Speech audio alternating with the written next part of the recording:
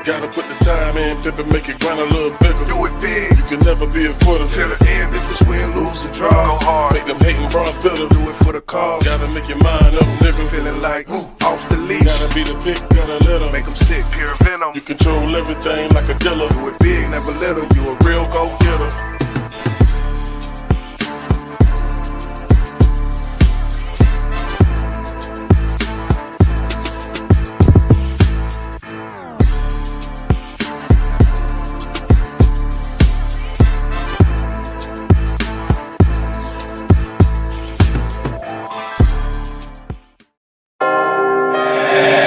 I got yam in the beat.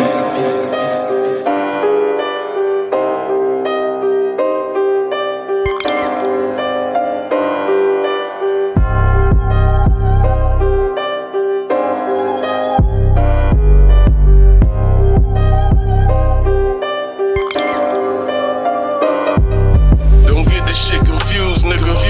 I'm not one of these new niggas. Don't make me lose my cool. I know them mans will keep a tool with me. See, y'all be flexing, y'all ain't cool with me. These capping niggas, they the new women. But now these fuckers got a new agenda, and they very fluent with it. See, I just call them fuckers new pretenders. And I don't get it why they really tripping. Like they don't get the mission. The problem is they don't pay attention. But yet they still pointing fingers. And in the end they need you. I throw up the middle one and let it linger. See, they be really thinking, get rid of those inner demons. But I got some tough receivers, bitch, call me Willie Beeman. The hate be coming every season. We know that Blake the reason. I make it hard for them to take it easy. They know I see them creeping. Don't let me catch you reaching, cause you gon' catch a beat. And that's a bet you best believe. And chick, if you don't mean me good, then it's best you leave. Cause what I'm focused on is working on a better me. So don't be sweating me, don't fuck up my recipe. But see, I know your plan, you gon' try to get the best of me. If you were smart, you wouldn't mess with me. Cause only God got the master key, you know that God backing me. So many frauds coming after me, cause that's the place they have to be. Cause I'm the leader of this track meet. Let's go.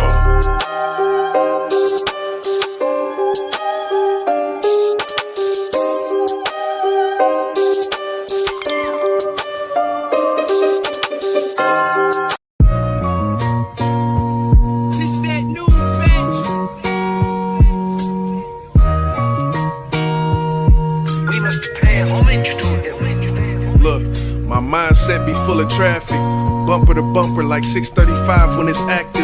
Still I'm trying to puncture the structure that's lacking. Let's take a deep dive into this vortex that I collide with, that's full of mixed feelings just like a side chick. How? I don't know, but it sounded dope when I said it though. People that you know earn credits, like what's they credits go? Integrity credits and character credits. My circle full of 800 fire codes. Sheep could never come through the exit, I'm breaking fire codes. With no egress, let the sheep rest, they let that marinate. Yeah, let that marinate.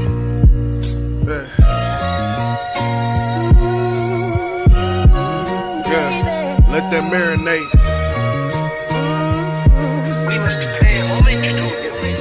Look, now let me add another fabric to this palette. They cotton the day, stuck in my ways like I sat in one stage, stuck on an island. Different kind of motion, out the way though.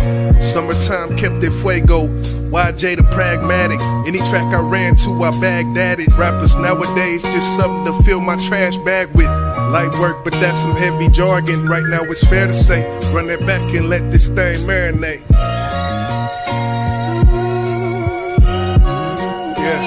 Let that marinate. We must pay homage to it. Let that marinate.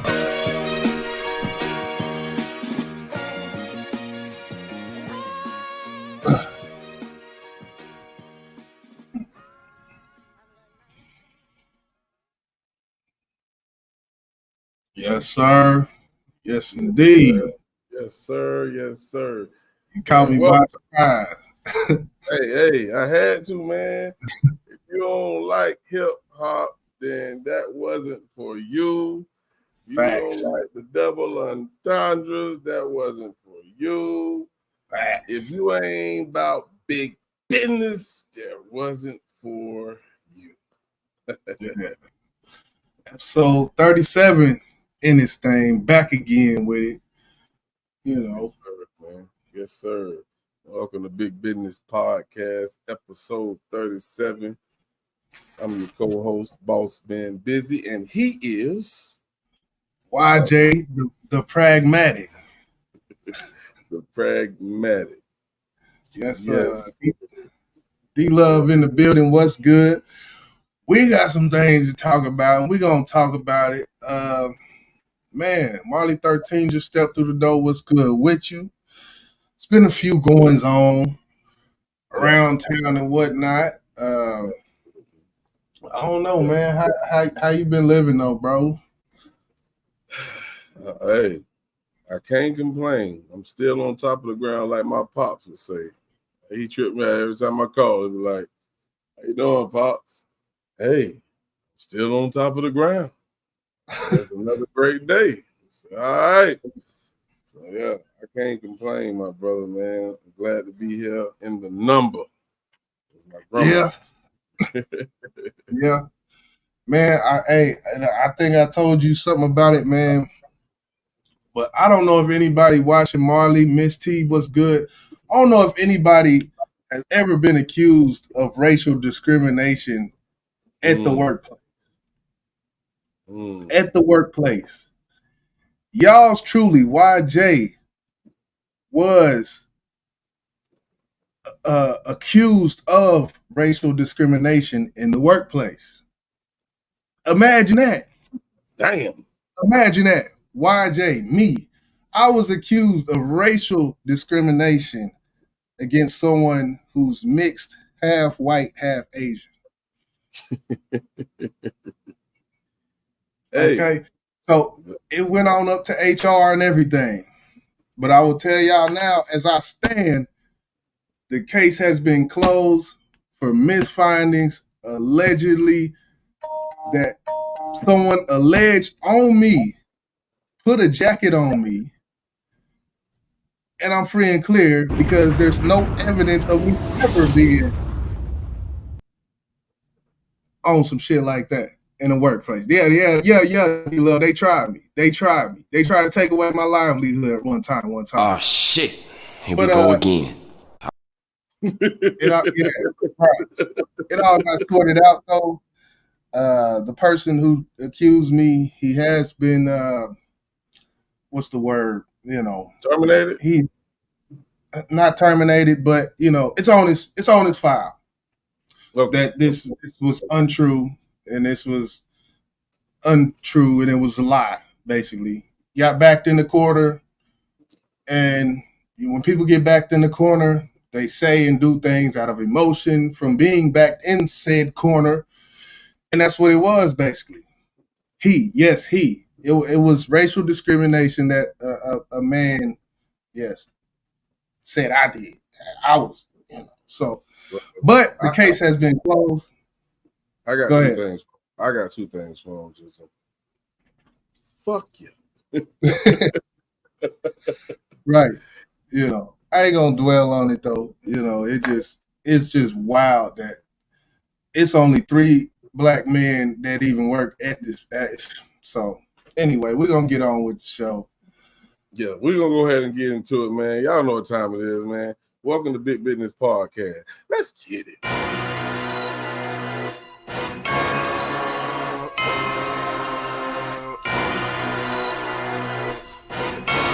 One time, let me pop my shit, man. Big talk. They done got me pissed off.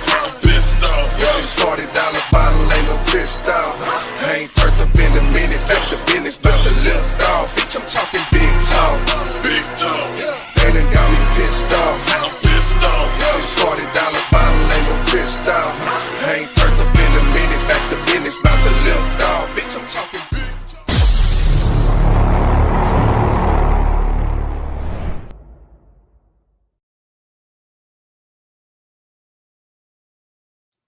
Yes, sir, man. Big business. If it ain't big business, we ain't talking about it. I'm not.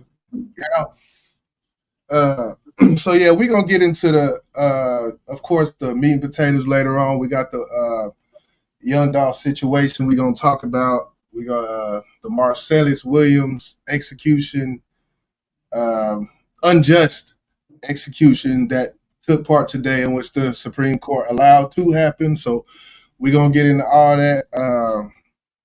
And, of course, the feel-good story, we're going to talk about that as well. But we're going to start it off with something I ain't seen. If y'all been over here, y'all know we talked about in the past about – hold on, let me do this because this shit – we talked about in the past the numerous overdoses from fentanyl and the fentanyl epidemic. And one of the things that came up a lot in it is, well, how's it getting here type shit. And this video here kind of shed some light on that. So, yeah, we're going to go ahead and get into it. Salute everybody in the building. Oh, already got it right there. There we go. Okay. Members of Congress are calling the influx of Chinese fentanyl an act of asymmetric war. And fentanyl comes from Chinese companies that not only operate legally inside of China, but are also subsidized and paid for by the Chinese Communist Party. China sends precursor chemicals, which are then processed and manufactured into synthetic opioids by Mexican drug cartels that then smuggle them into the United States. Fentanyl precursor chemicals are made in China. It is not at all an area of dispute that China provides the fentanyl that comes into the United States. Yeah. On the other hand, China claims the fentanyl crisis is entirely an American domestic issue that's being blamed on them. China claims Big Pharma's opioid corruption, weak U.S. laws, and a culture of American drug glorification are really to blame. This disagreement is a major problem for the world's two biggest economies. Attempts to stop this have failed, leading to calls for U.S. military intervention against Mexican cartels to stop the substance's devastating effects. Growing calls from Republicans to send the U.S. military cartel. Over 107,000 Americans died from overdose in the United States, and fentanyl poisoning years of age. 2019 paper found that prescription opioids accounted for 44% of the decline in labor force participation among men. In asymmetric warfare, one nation seeks to exploit the other's relative weakness. In this case, China's accused of exploiting. Is it chopping up? Yeah, buddy. Ah, man. Okay. I put it up on my end, yeah. It's definitely chopping up. What time stamp you on right? There we go. What time stamp you on We right on now? 145. 145. 145. All right, I got you. Oh, after all the bullshit. People don't. I got a new router, new modem. They done gave me this shit for free. Boosted my bandwidth and all type shit for $10 a month extra. And this shit still, man, look. That's all right. They can. It won't defeat us. It's cool. It won't It ain't. defeat us. The motion ain't gonna stop. It ain't. The motion We're gonna get that information out there, and that's just what we're gonna do. Fuck them. You know my goddamn motto. All right, so let's pick up where you left off, bitches. And China's President Xi Jinping engaged in an all-out trade war in 2018. The Chinese government then increased tax breaks and subsidized companies that were exporting fentanyl abroad to punish the United States. When Nancy Pelosi visited Taiwan in 2022, against China's wishes, they stopped all cooperation between Chinese and U.S. law enforcement agencies that were working to fight fentanyl trafficking. It's clear the fentanyl crisis has become deeply ingrained in foreign diplomacy today. But the idea of weaponizing substances against an adversary is nothing new. Because if there was ever a country to understand the power of addiction in geopolitics, it's China. Qin Gang, China's former ambassador to the United States, said, quote, "The Opium War started a century of humiliation for China. Some Americans believe that China is the primary source of fentanyl in the United States. Some even fantasize that China's shipping fentanyl to the United States as a form of payback for the opium wars, and that North America has been flooded with precursor chemicals from China, stifling international efforts. The theory is that China is using the same tactic that was used against them, but now they're turning it against the West. Over 170 years ago, in the mid-19th century, the Opium Wars led to what China calls their Century of Humiliation, that they claim only ended in 1949, except in the Opium Wars, the roles were... So, and that's probably all we're going to listen to on that. Just to show, when it comes to history, the Opium Wars are something that definitely went on, and it was a thing in which it really had to do with the British and India working together to get opium into China, which was, an enemy. So now fast forward to 2024, and it almost looks like the same thing is kind of happening in reverse, where China has all of these chemicals, which are chemicals that are made that help to make, or that assist in making fentanyl, getting these chemicals to Mexican cartels. And we know everything the Mexican cartels have, they selling that shit in America. What's good, Bams? So it's these drug epidemics, and what we seeing now when it comes to drugs on the streets in America. I definitely think there's bigger business, for lack of better words. There's bigger business going on with what's happening, what we seeing in the streets as far as these drugs. You're on mute. My fault. My question would be, I know you broke this down to me earlier, and you told me about the opioids and how we put it in China. But when you hear about fentanyl, I'm pretty sure you heard that fentanyl been around for a while, right? Right. Prior to maybe a year or two ago, when it, I guess, surfaced hard, and we started seeing it killing people like this, like officers was actually, touching it and overdosing. Right. So when you say that, now China is giving this to the Mexican cartels and they pushing it over here to the U.S., if it's already been around prior to that, then can you really say China is to blame? Well, it's been around, but it hasn't been around in the same context. Like, as far as like a something chemical that somebody on the street had. It's been around, yes, in the hospitals, under control, in controlled environments and things, in which all of these drugs, they've been used in the hospital because they're meant to be used in a certain way, form, and fashion, and not for a certain period longer, and all of that. So yeah, it's been used, but I feel like it hasn't been used in this context type of thing. Okay, so we knew about it, or at least the doctors and maybe the government knew about fentanyl, but I guess China knew the effects that it could have on the American people, and so they was bothered about the opioids that we pushed in their country. Now, did we do this purposely to hurt China? And that's the thing, like, because it's kind of like a subliminal chemical war type shit.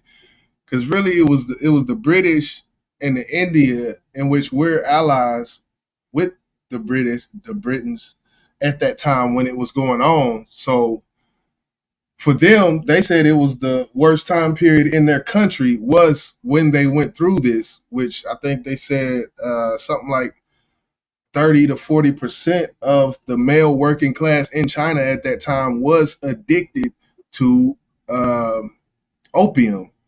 And now, as far as America, the percentage of men in America that are addicted to this drug is high. I don't know the exact percentage, but if it's not in the 30s, I'm pretty sure it's at least 18, 19. I don't know exactly the percentage. I don't know.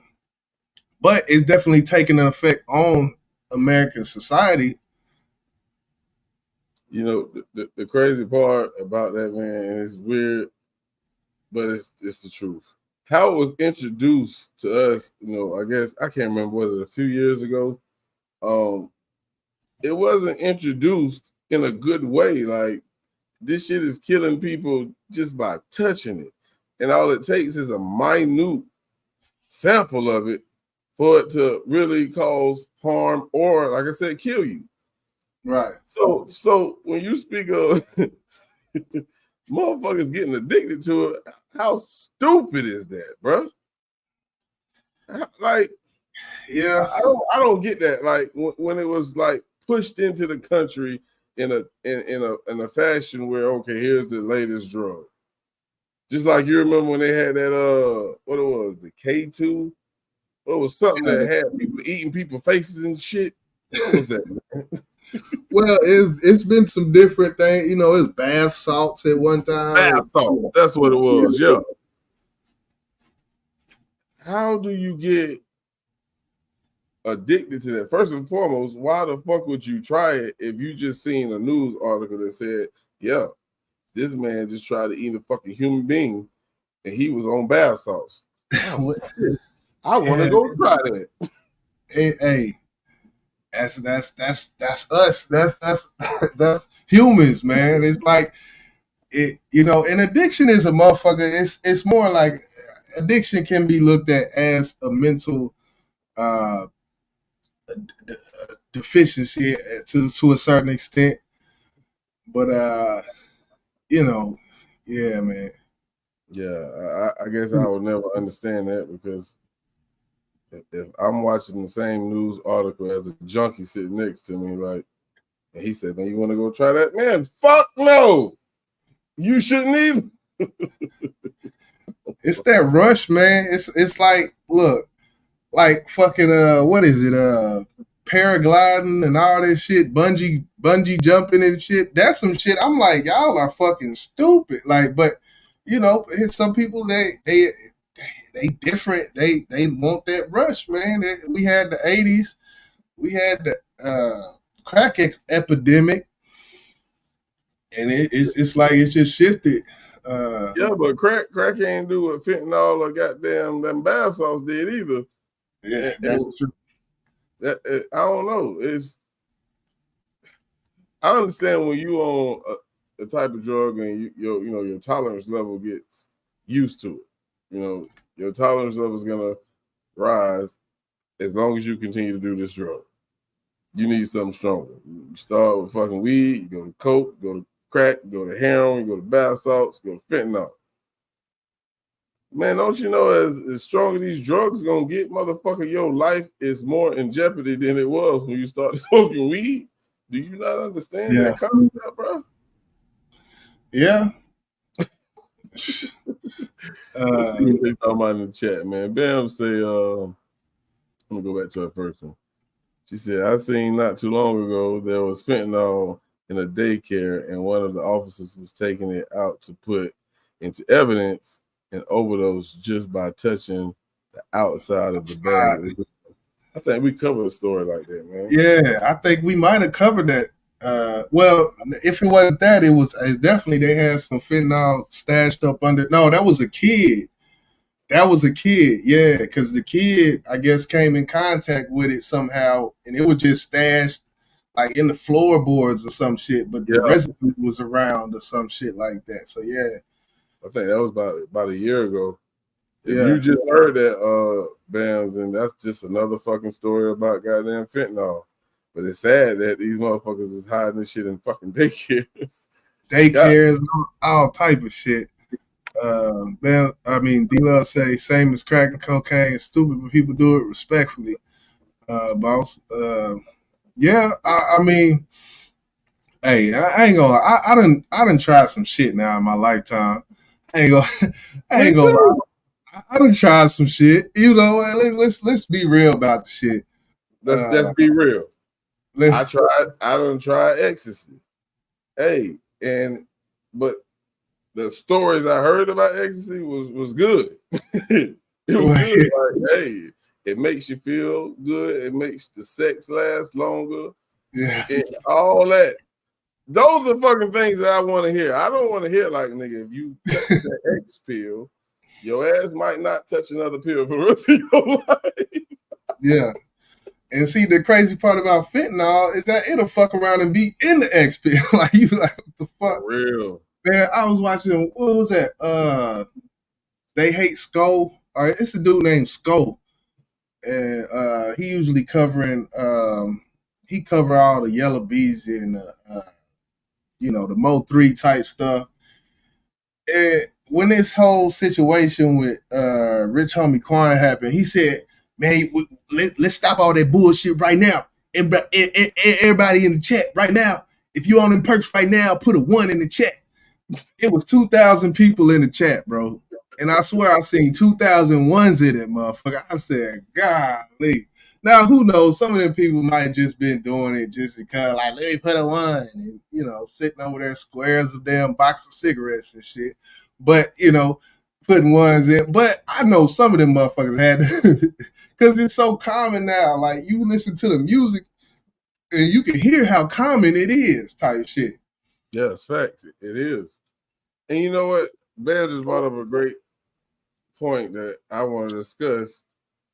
And you brought it up a moment ago. Like, yeah, the fentanyl was here prior to the push. But what was it used for? Because she said they gave it to her niece in the epidural. I was shocked. They said it was recommended and wasn't the same as on the street. So what the fuck is fentanyl used for in the hospitals? Do you know? Well, it would have to be some sort of pain receptive blocker, because most opioids it's a pain blocker. Like, and I think that's part of the reason why they mix it with stuff like with when it comes to the perks and all that, because that's what Percocet does. If you got a knee and you've been on your knees for 8 hours and you come home from work and your pain is in your knees and you take a perk, you're not gonna feel that knee no more. Like, it blocks the pain receptors in our brain, that because when you get stung by a bee, the nerve around where they sting, it sends a signal up to the brain.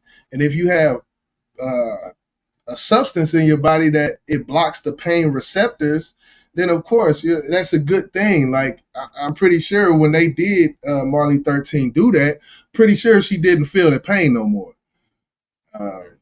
Right. So it's like morphine. Morphine is one of those high-ass drugs that they'll give you in that IV. If you're in hellified pain, they'll drop that goddamn morphine in that damn IV. You be right here like, shit, I don't know where it went. But whatever you put in the IV, keep that bitch coming. So I can see how people get addicted to it. Especially with, the Percocets and being able to get a prescription for that shit, man. But right now, it's like Russian roulette with these pills. Perks, any pill, anything, because there's pill presses where you can press your own pills up in your apartment type shit. And that, well, like how Bam said, that's the real X pills. And yeah, that, when they started calling X Molly and it shit, it's a little different now. It's not the same old saying. And that goes for all drugs, to tell you the truth, because that's one of the reasons I don't smoke weed no more, because this shit here, I don't know, this shit some super thiol, y'all smoking on out these trifling ass street. I'm like, what the fuck? They just it's just mixing strands, that's all they doing. I'm good on it. After they started making all these weird ass names, purple strawberry moon rocks and shit, I'm like, man, nah, I'm good. Y'all done got me out the game with all that shit. That shit get you too high. Hey, Bams, I'm with you. I ain't gonna lie. I enjoy those feeling of X pills, man. I had so much fun, and Jesus Christ, man. It makes me think about the song by Rich Homie Quan. I be feeling like the man when I walk through. Hey, that's how the motherfuckers makes you feel, bro. I ain't trying to promote. I ain't trying to promote. Nah, but I understand. For real, boy, you be in cloud now, like, oh, girl, I'm gonna fuck you tonight, and you do, and you do, because she is convinced by the way that confidence spill out of your voice. Right. She's like, okay, I'll let me out of the club then, nigga. Yeah. So I, in conclusion, when it comes to the fentanyl, I do think there's higher powers that have political undertones to it as to why we're seeing what we're seeing now on the streets or whatnot. And that's really all I wanted to bring forward. That video was actually longer and real deep into the opium war as far as America's hand that they had in assisting, things that went on when it comes to China and the opium war. And let me tell y'all now, Donald Trump did not help it by putting them tariffs and taxes on China whenever he was in office, because when he did that, there was a rise in things to come over here after that happened. So I'm just throwing that out there. Nah, it need to be thrown out there. For real. But Ben said, I can't do none of that shit. It makes me sick. I would throw up. Right on, boss, man. I'm just keeping it a buck. Y'all know, man. Wherever I go, nigga, I'm gonna keep it a buck with you. I ain't gotta hide shit. My life is an open book, god damn it. But yeah, man, we're gonna keep it pushing. We're gonna move on to the next topic of the night, man. And this next topic, I want to say maybe a year ago, maybe even 2 years ago, we heard about this former Hall of Fame quarterback. And he was doing some fuckery with TANF and all that type of shit. And let me just say this, I don't wish bad on no goddamn body, because listen, I done had a lot of bad shit happen in my life. So I know how it is to go through shit. But I want to play this for y'all, and fuck it, let me just play it. Let me put it up on the screen, man. What up, Crucial K?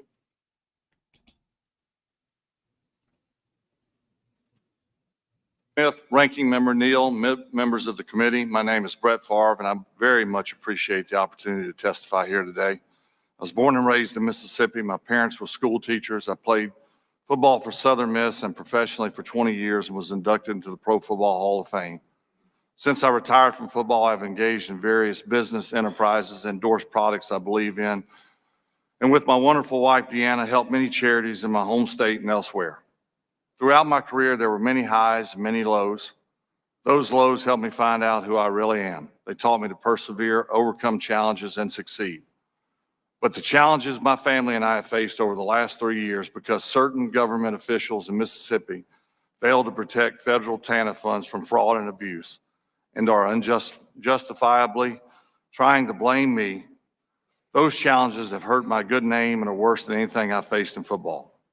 When this started, I didn't know what TANF was. Now I know TANF is one of the country's most important welfare programs to help people in need. This is a cause dear to my heart and to Deanna's, as we have our own Far for Hope Foundation to help disadvantaged children.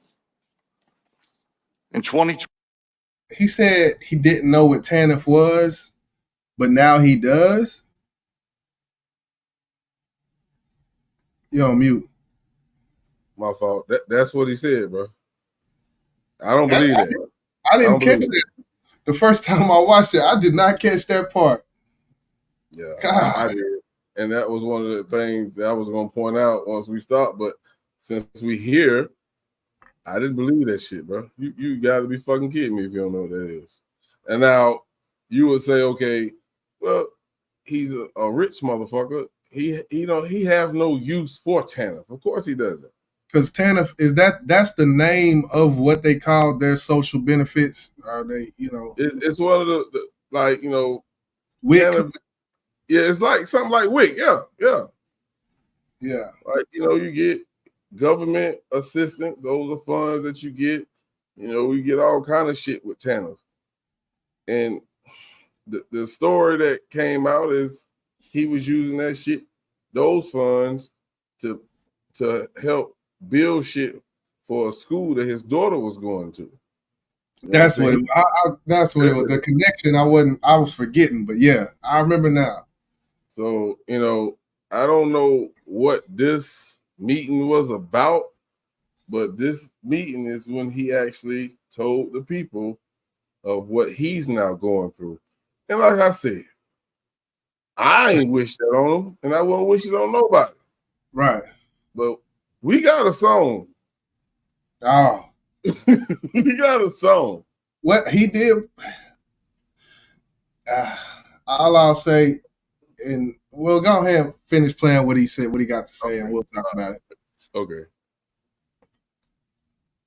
20, Mississippi claimed that $77 million in TANF funds had been misspent, resulting in criminal convictions of state officials and people running a nonprofit which had received these funds. This nonprofit had a long-standing partnership with the state and an impeccable reputation. Mississippi also brought a civil lawsuit against numerous individuals, including me.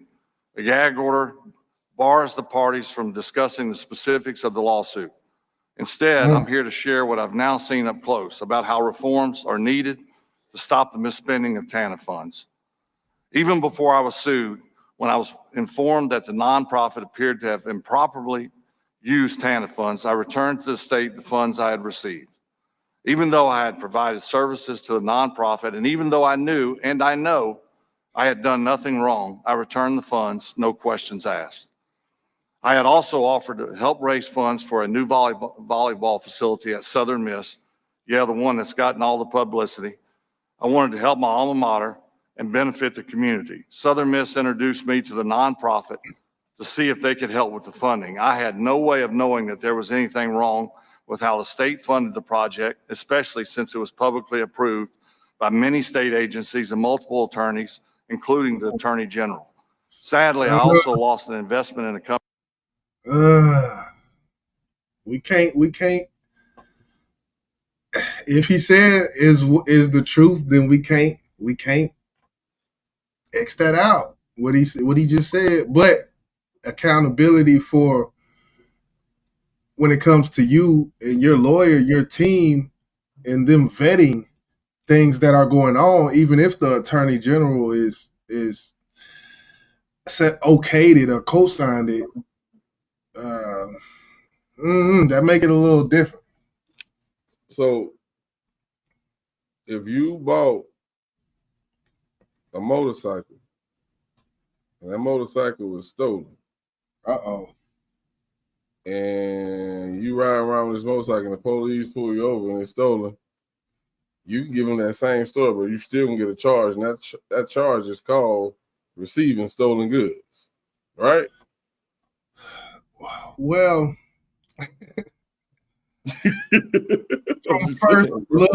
from first look, if I didn't know it was stolen, of course you're gonna say that. We about to go to court about this. Like I got to clear my name type shit. like okay now.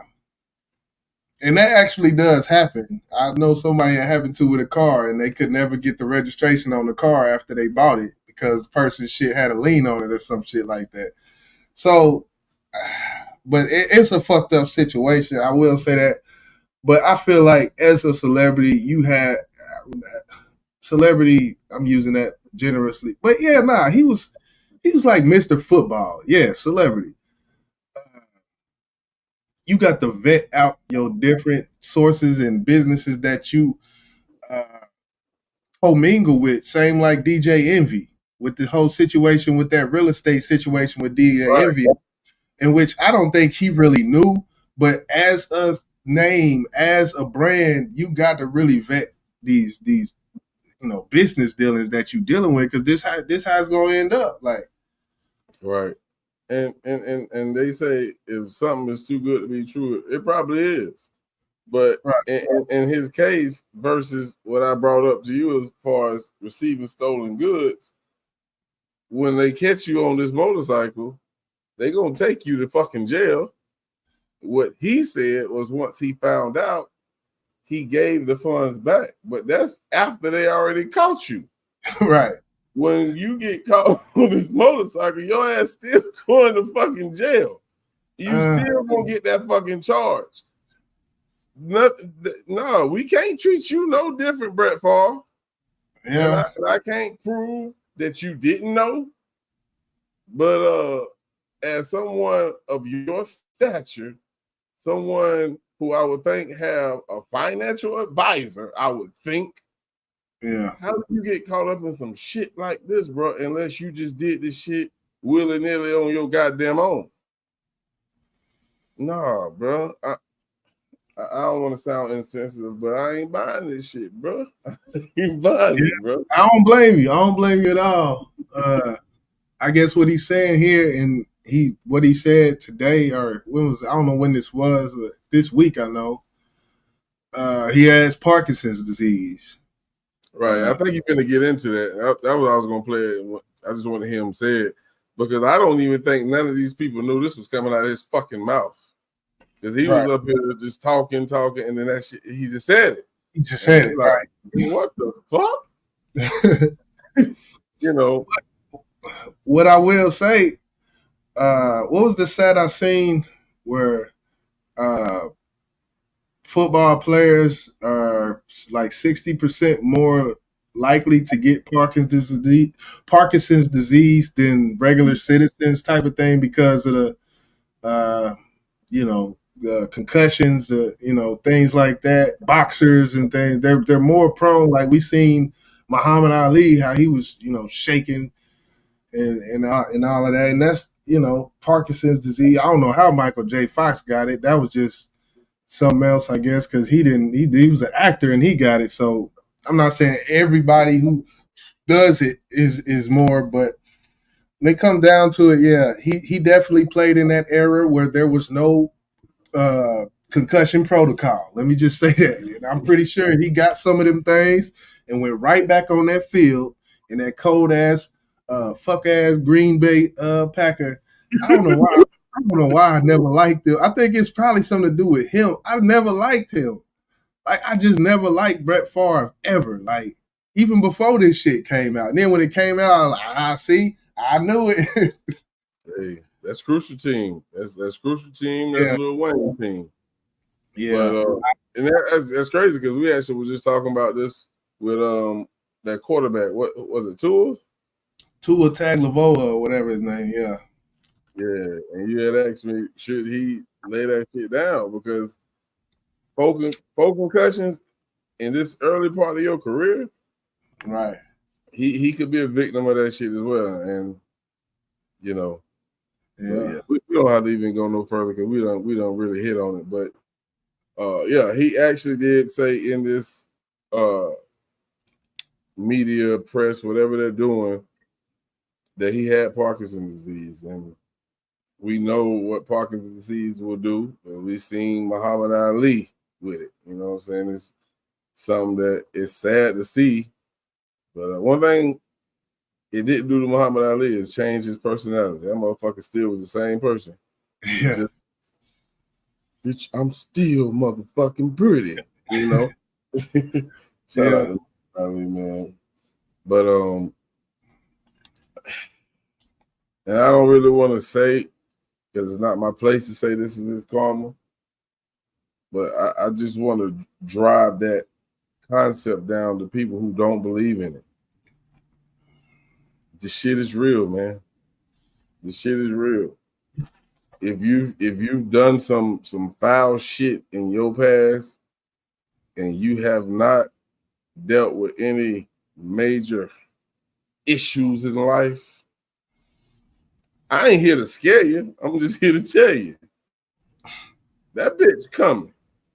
And when she coming, you gonna be like, man, fuck. I promise you'll live the rest of your life trying not to step on nobody or do anybody wrong. I promise you. Because it hurts. Shit hurts, man. That shit hurts. D-Love saying his wife has cancer while he cheated on her. What that mean? Oh shit, D-Love went there. I ain't even know nothing. We gonna move. We gonna keep it rolling. Damn, D-Love.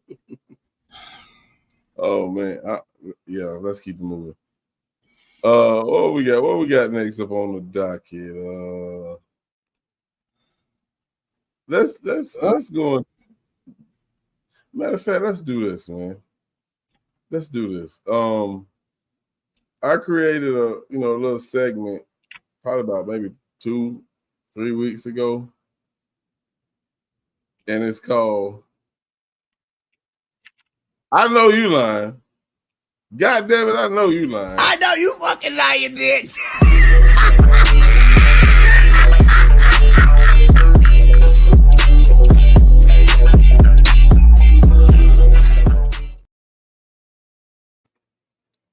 Now, where we gonna come at with this story? It's in the streets of I don't know the city, and I don't really give a damn about the city. But we've been talking about drugs already on this podcast. Drugs is a very mysterious substance that you never know how it will affect your mental thinking. Whether the drugs is something that is keeping you above water as far as finances, or just keeping you feeling good like ecstasy, Bams. But some drugs will make you do some stupid ass shit. And I just said 2 things that could cause that. Money. And the I guess the chase of the feeling. Y'all watch this shit right here. This shit right here is hilarious. For me, it is. This is quite possibly the dumbest fucking thing I've ever seen in my life. You are reporting that someone stole the drugs that you were trying to sell them. Sir, I'm broke. I'm just trying to make a little bit. At what point does this make any sense? I know you fucking lying, bitch. Who was on that damn with that camera? But golly. Hold on. Just for the people in the back. This is quite possibly the dumbest fucking thing I've ever seen in my life. You are reporting that someone stole the drugs that you were trying to sell them. Sir, I'm broke. I'm just trying to make a little bit. At what point does this make any sense? I know you fucking lying, bitch. Hell no. Yeah. Just. The crazy part, that shit actually, like, you would see that shit on cops and shit, like people like drug, I'm selling drugs and like what? Nah. Yeah. I done seen videos not of that magnitude, but I seen motherfucker, say, hey man, somebody stole my goddamn weed. And they called fucking 911. Right. What? And this is when weed wasn't nowhere close to being legalized.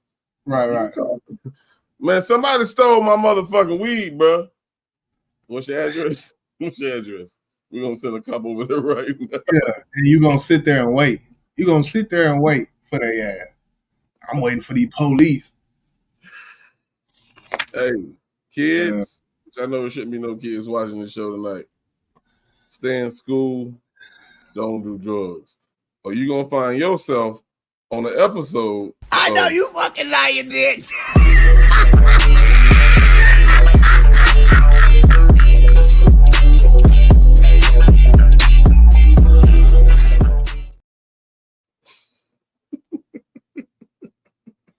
Man, oh man.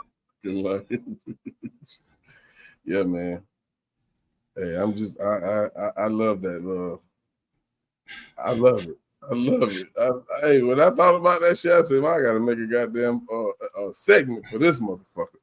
Yeah. I know motherfucking lying. Yo, stupid ass. We're gonna keep it moving, man. Well, Marley 13 said, later when you get a minute, look at the email I sent you, please. Sign your message. I haven't heard it anywhere. Okay. I definitely will. As soon as I get off of here. Yeah. I guess what we at 50 minutes. Let's run this real quick. I kind of wanted. What's good, Miss Young in the building? What's good? I wanted. They found a clip of every time some shit happened, they go back and find some shit. That Diddy cut, I put it in private chat. Clip. The Diddy one? Yeah. This is Diddy explaining his parties. We're not going to touch on this long, but I was like, man, I guess, man, let's go ahead and run this. Because it's crazy, man. It's wild. Diddy explaining his parties. I think E-News the one who was digging in the crates for this, man. I swear, man, someone get some fuck shit come up about you, they gonna dig in them crates. It's gonna be like they trying to look for a sample in a crate of old 80s records on your ass. They gonna pull up every single thing that you ever said pertaining to whatever the fuck happened. That's the era that we in. Social media has created that, bro. Mm-hmm. It's just one minute. This is the one? Mm-hmm. Let's get to it. Diddy predicts his arrest. Okay. Your parties are the hottest ticket around. They won't even give me a permit for the parties, man. They don't want me to throw the parties no more. But we ain't gonna stop. We're gonna keep on having fun, bringing people together from all walks of life. You're gonna hear about my parties. They're gonna be shutting them down. They're gonna probably be arresting me, doing all types of crazy things just because we want to have a good time. Whenever you bring up a different... They're gonna be what? They're gonna be shutting me down. They're gonna be arresting me. Okay, they heard him. Hold on. Crazy thing, just because we want to have a good time. Whenever you bring up a different element into people's environment, probably be arresting me, doing all types of crazy things. Just you're gonna probably be arresting me, Pull it back a little doing further. all types of crazy things just because we want to have a good time. Hear about my parties, they're gonna be shutting them down. They're gonna probably be arresting me, doing all types of crazy things just because we want to have a good time. Whenever you bring up a different element into people's environment, things that broaden people's horizon, people get intimidated. There's a lot of people out there that feel intimidated by it. It ain't nothing but break it down racial barriers, break it down generation barriers. People from all walks of life. Ron Perlman talking to Jay-Z, Jay-Z talking to, you know what I'm saying? It just goes on and on. It's just like people from all walks of life connecting and getting together. Yeah. Your parties are the hottest ticket in town. People dying to get into your party. How does that make you feel? I mean, it's cool. It doesn't make me feel any way special. It doesn't make me feel like a bigger person. It just makes me feel like I know how to throw a party. Y'all heard it. People from all walks of life. I'm gonna just leave it there. I didn't really have. Listen, Diddy done said some shit, whether it was an interview or just he got caught saying shit, sitting next to Kevin Hart and shit. Oh, the Usher. Yeah, the Usher. Me and Usher used to wrestle over the Frosted Flakes. Me and Usher used to wake up. We used to wake up. Whoa, wake up. Y'all woke up together? Back then, he just took it as, oh, he made a mistake misspeaking until now. That motherfucker told goddamn 50. Let me take you. I'm gonna take you shopping. No, the fuck you ain't. Oh, what the fuck you said to me, bro? That's something you say to a female. You don't tell no nigga you finna take him. Diddy wasn't making mistakes. Diddy was telling y'all years ago who the fuck he was. Now you got people saying, oh, why y'all want to tear a black man down? Oh, I did a short on Miss Young. Hey, Leonetta Young said, "You almost had me. You almost had me." Y'all always trying to tear the black man down. Hey, look, when it's in front of your fucking face, Stop always trying to dig around that motherfucker to find the truth behind it. That shit is right here. The fuck is right here. You think the truth behind it? Nope, it's not. It's not. Now I understand sometimes, the white. I ain't gonna say that. Sometimes we are bamboozled, but of course, use discernment. Use your fucking common sense that God gave you to realize and see it for your fucking self. Stop waiting for somebody else to say some dumb shit like Boosie. Boosie, you my dog, but Boosie like Boosie. What he say? Boosie say, like, he just doing the same shit everybody else doing. No, the fuck he ain't, Boosie. How you gonna arrest him for being nasty? It's a difference from being nasty and a fucking pervert, bro. It is. Well. Because I mean, all them motherfuckers nasty, man. I mean, it's some sexual deviance out here to where they have insatiable sexual urges, and that's how they express themselves. I don't think someone who had, because it's a thin line between a high sex drive and being free, and well, no, it's not. No, it's not. Hey, Diddy said in one interview, he said, I think the question was, how are you able to throw parties like this? And I can't remember the first two things, but the last thing he said was, make sure you have locks on the doors. Oh, that was whenever he went to I think it was like one of them David Letterman's or one of them nighttime shows. Yeah. Locks on the doors. He said it so nonchalant that it was like, he said it very nonchalant as to, we got the drinks, we got the ladies, everybody having fun, free love, locks on the doors and, liquor. Like, hold on. You just said locks on the doors. Locks on the doors. On the inside, you mean? So people can't get out? Like, what? Like, that's not something that people normally say when they say, how did you throw a great party? Well, we had a bunch of alcohol, a bunch of badass bitches, and we made sure we kept locks on the goddamn door. So bitches ain't going nowhere. And the statement I began making, to try to defend Boosie, which didn't work because it just doesn't work out. But yeah, when you get into these, drugging the females and things like this, these are things that are more. This isn't just regular free love, even if it's non-heterosexual stuff. It's not against the law to be gay, but it's against the law to fucking drug somebody, hold them against their will, and all this other shit. The freak off, you can call the freak off what you want to call it. I think everybody in the chat has their own definition of what their personal freak off is.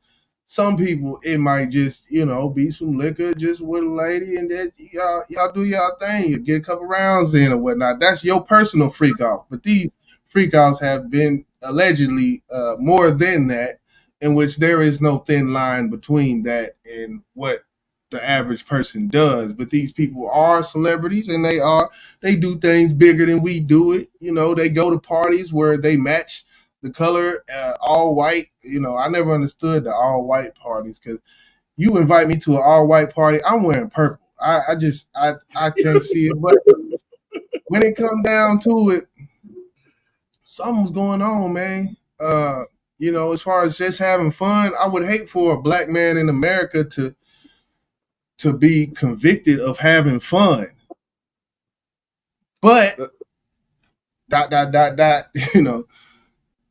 Let's think about it though, Jizzle. Excuse me.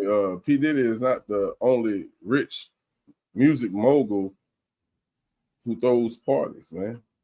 You know what I'm saying? Jay-Z is richer than a motherfucker. Dr. Dre is richer than a motherfucker. Nelly, richer than a motherfucker. there's a lot of music moguls, whether they rap, executive produce, or whatever the case may be, who have millions and millions, 50 Cent, millions and millions of dollars. Why the fuck we only hear Diddy? They always say, nigga, you been to a Diddy party? Diddy party, Diddy party, Diddy party. You ain't hear nothing about a 50 party, Jay-Z party. You heard about the 40 club. You don't hear nothing about no goddamn freak show with the goddamn Jay-Z. Yeah, and another thing that I've been seeing, I don't know anybody who does, have a bottle of baby oil, but I have some. You said what? Threw all mine away. You threw it all away. I think I have something here that could assist with, but it's not needed because I'm with a woman who she produces natural. Thank you. Like, so it goes very slow. Like, I swear that bottle been there for about years and years and years. You can have a bottle of baby oil, that motherfucker be there sitting up in the bathroom pantry for years. So that's a weird thing because that basically shows right there whatever is going on. The one thing that's going in the other thing doesn't have a natural. There you go. It doesn't. It's not naturally producing lubrication as regular situations. So that's one only one could assume because that's not producing those natural lubrication things to assist the process. It's something else going on. But of course, like I said, that's not against the law, is it? No, but I'm not gonna let you stop right there. We're gonna continue. The boss is gonna tag me in YJ. All right, my turn. So if you ain't picking up what YJ is trying to tell you, he's talking about all these women that's in these motherfucking freak off parties. They ain't the only ones there, people. You got attendees like, I don't know, Meat Mills. I'm not gonna go down the line, but we know there's a lot. Cuba Gooding Jr. So you got all these beautiful women who they see all these bottles of fucking baby oil, and they be like, "Man, I don't need that shit." Because if you don't know, baby oil will, if you use it, it's gonna suck the moisture about you. So, like Jizzle said, this shit is being used for some other shit. Do I need to go further? Marty 13 say I would be leaving with Denzel before the Devils arrive. They saying Diddy's Sons 3. Yeah, and I'm seeing that. I haven't even looked into it. That whole thing in the indictment is public. I haven't looked into it. I got the file, but I haven't really looked into it. But I am seeing now that Diddy's son is. That's just from title, so that's just what I'm seeing on my timeline. I don't know. D-Love, Timothy Taylor, what's good? Said a bachelor party or a simp and paint party are freak out parties. D-Love say, remember KRS-One is not natural. My feelings on KRS-One because I think he had a song called 16 and Good, 17 and Good. I was talking about what was it called? I can't remember if it was 16 or 17 and Good, where he was talking about under the age.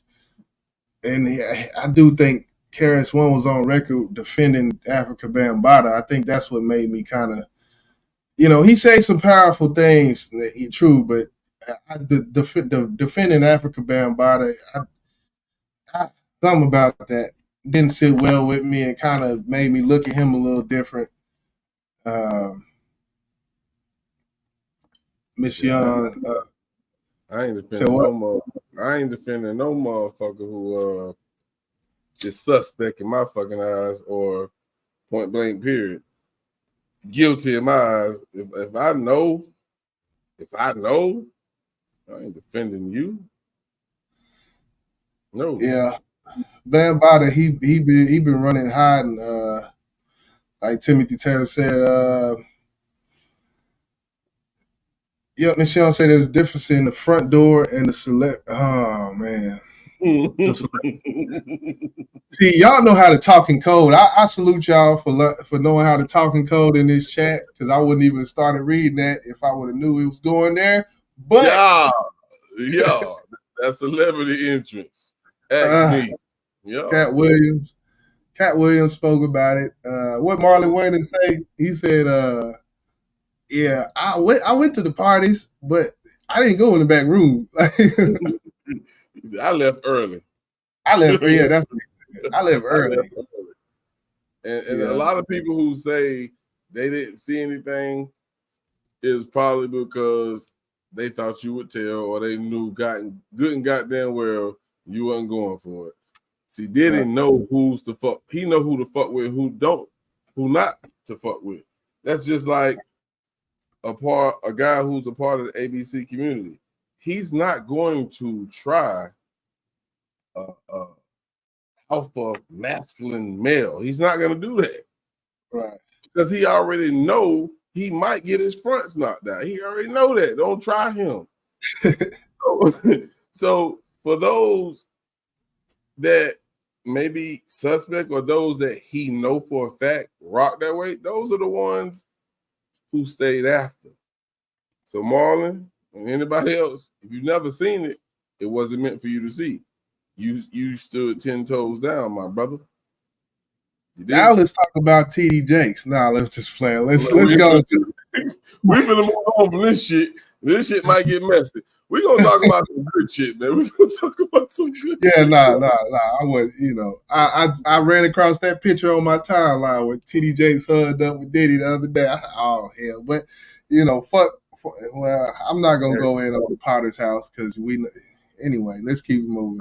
I think it was Bobby Brown, because he kind of looked like TD Jakes. But anyway, we're gonna go to the feel good story of the night, man. Let's get it.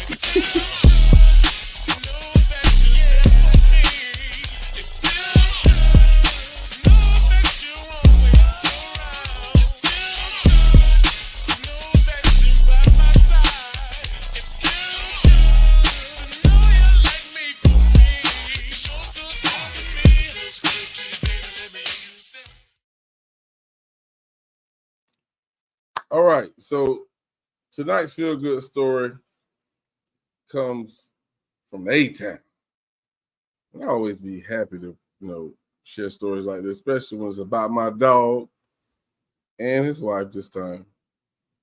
If y'all remember, I don't know who was responsible for putting the OMG girls out, but they came out. It was a group with T.I. daughter and a couple other females. And then there's a company who actually tried to do a replica of that group with dolls. Yeah. And T.I. and Tiny wasn't having that shit. And they attempted to sue them, I want to say this was last year, for $100 million. Well, check this out. T.I. and Tiny Harris have won a $71 million award in their legal fight over a doll line. Yeah, that's according to new reports. A jury decided yesterday that several dolls from the LOL Surprise OMG dolls copied the likenesses of the group OMG Girls, which Tiny Harris founded in 2009. Now, after a mistrial and a win for toy maker MGA in a second trial, the Supreme Court allowed the case to be retried to allow more weight on customer confusion. Name, image, likeness. Yes, sir. Yes, sir. Yes, sir. I'm glad, because I was fucking pissed off when the lawsuit ended the way it did the first time. When they denied it. It was like, nope, you're not getting it. But they kept fighting, and I'm glad they actually allowed them to reopen the case. They didn't get the 100 mil, but 71 is damn near close to 100. So salute to T.I. and Tiny for fighting for what's right. Tiny, I just heard she is the founder of the OMG Girls. Yeah. And I just seen them actually just drop a new song recently too. Oh yeah. Oh, that use it. Yes. Use it. Yes. Opportunist. They say it. They use the word opportunist. They use the word opportunist in a negative light all the time, but the word opportunist and hustle are synonymous with each other. A hustler is an opportunist. Let's just get that out the way. So I don't blame them. They need a whole rollout, promo rollout, album, tour, whatever come about. Your name is in national media. Take advantage. Absolutely. I don't blame them. I agree with you 100%. People do. You just fuck you. Shit. You win.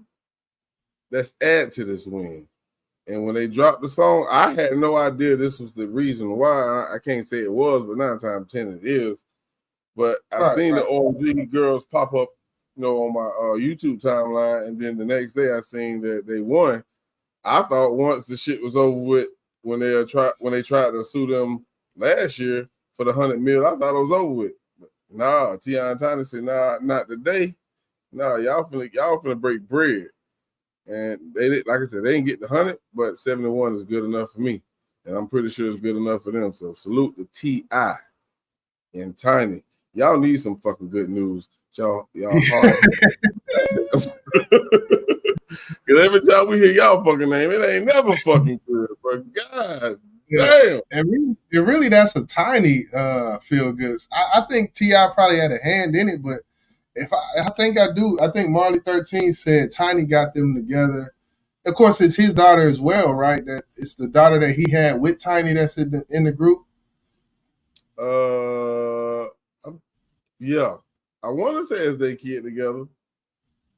I have to go back and look because I think that you got Deja, and then he got the oldest one is not with Tiny. Okay. I think she darker skin, right? No, all goddamn Tip kids is light skin. Oh, okay. Shit. But I know Deja, I believe I'm gonna have to look it up. I can't remember. But I want to say Deja. I don't think Deja was in that group. I want to say it was T.I. oldest daughter.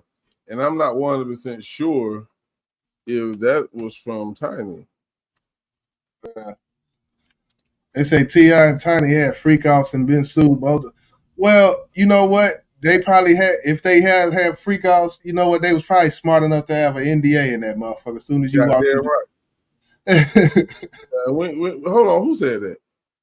Who said that? That was Tim. Tim, you said that? Yeah. Yeah. Hey, listen, Tim. We got nothing but love for you because you come over here and fuck with us. But hey, like Jizzle said, and you know what? I was gonna bring it up, but I ain't want to just put the attention on my boy and his own baby. Yeah, they have some fucking freak offs. Him and his goddamn wife. Right. But hey, if you sign this paper, baby girl, we clear. We clear. You here voluntarily. Yeah. We ain't making you do shit. You want to pop this pill? That's your decision, baby girl. We don't control what happens after that. Oh, shit. I'm acting up tonight, man. I'm sorry, man. I'm sorry. What was I looking up? What the fuck was I looking up? See, just you done threw me off. Nah, man. we good on. I mean, shoot, that was a feel good story, man. I mean, hell, Okay, that's 70, a feel good story. 73 for someone taking your name, image, and likeness. Hell yeah, get your money. Damn it, shit. Damn right. So, NIL for a reason. Yeah, don't be biting up. And this is a big ass company too. They should have gave y'all a little bit more. But yeah. that was a feel-good story of the night.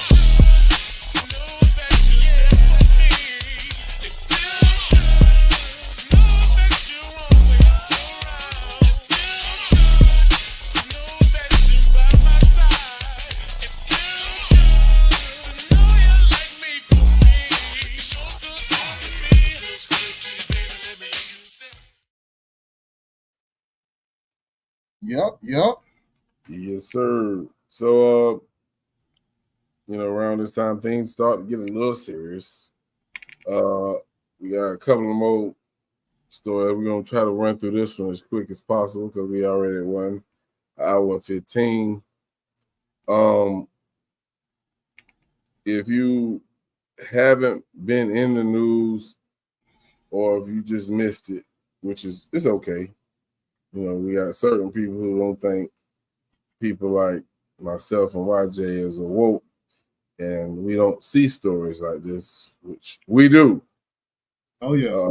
Marcellus Williams, black man, who unfortunately, and Jizzle brought it to my attention, I didn't think it actually went down. He was executed today.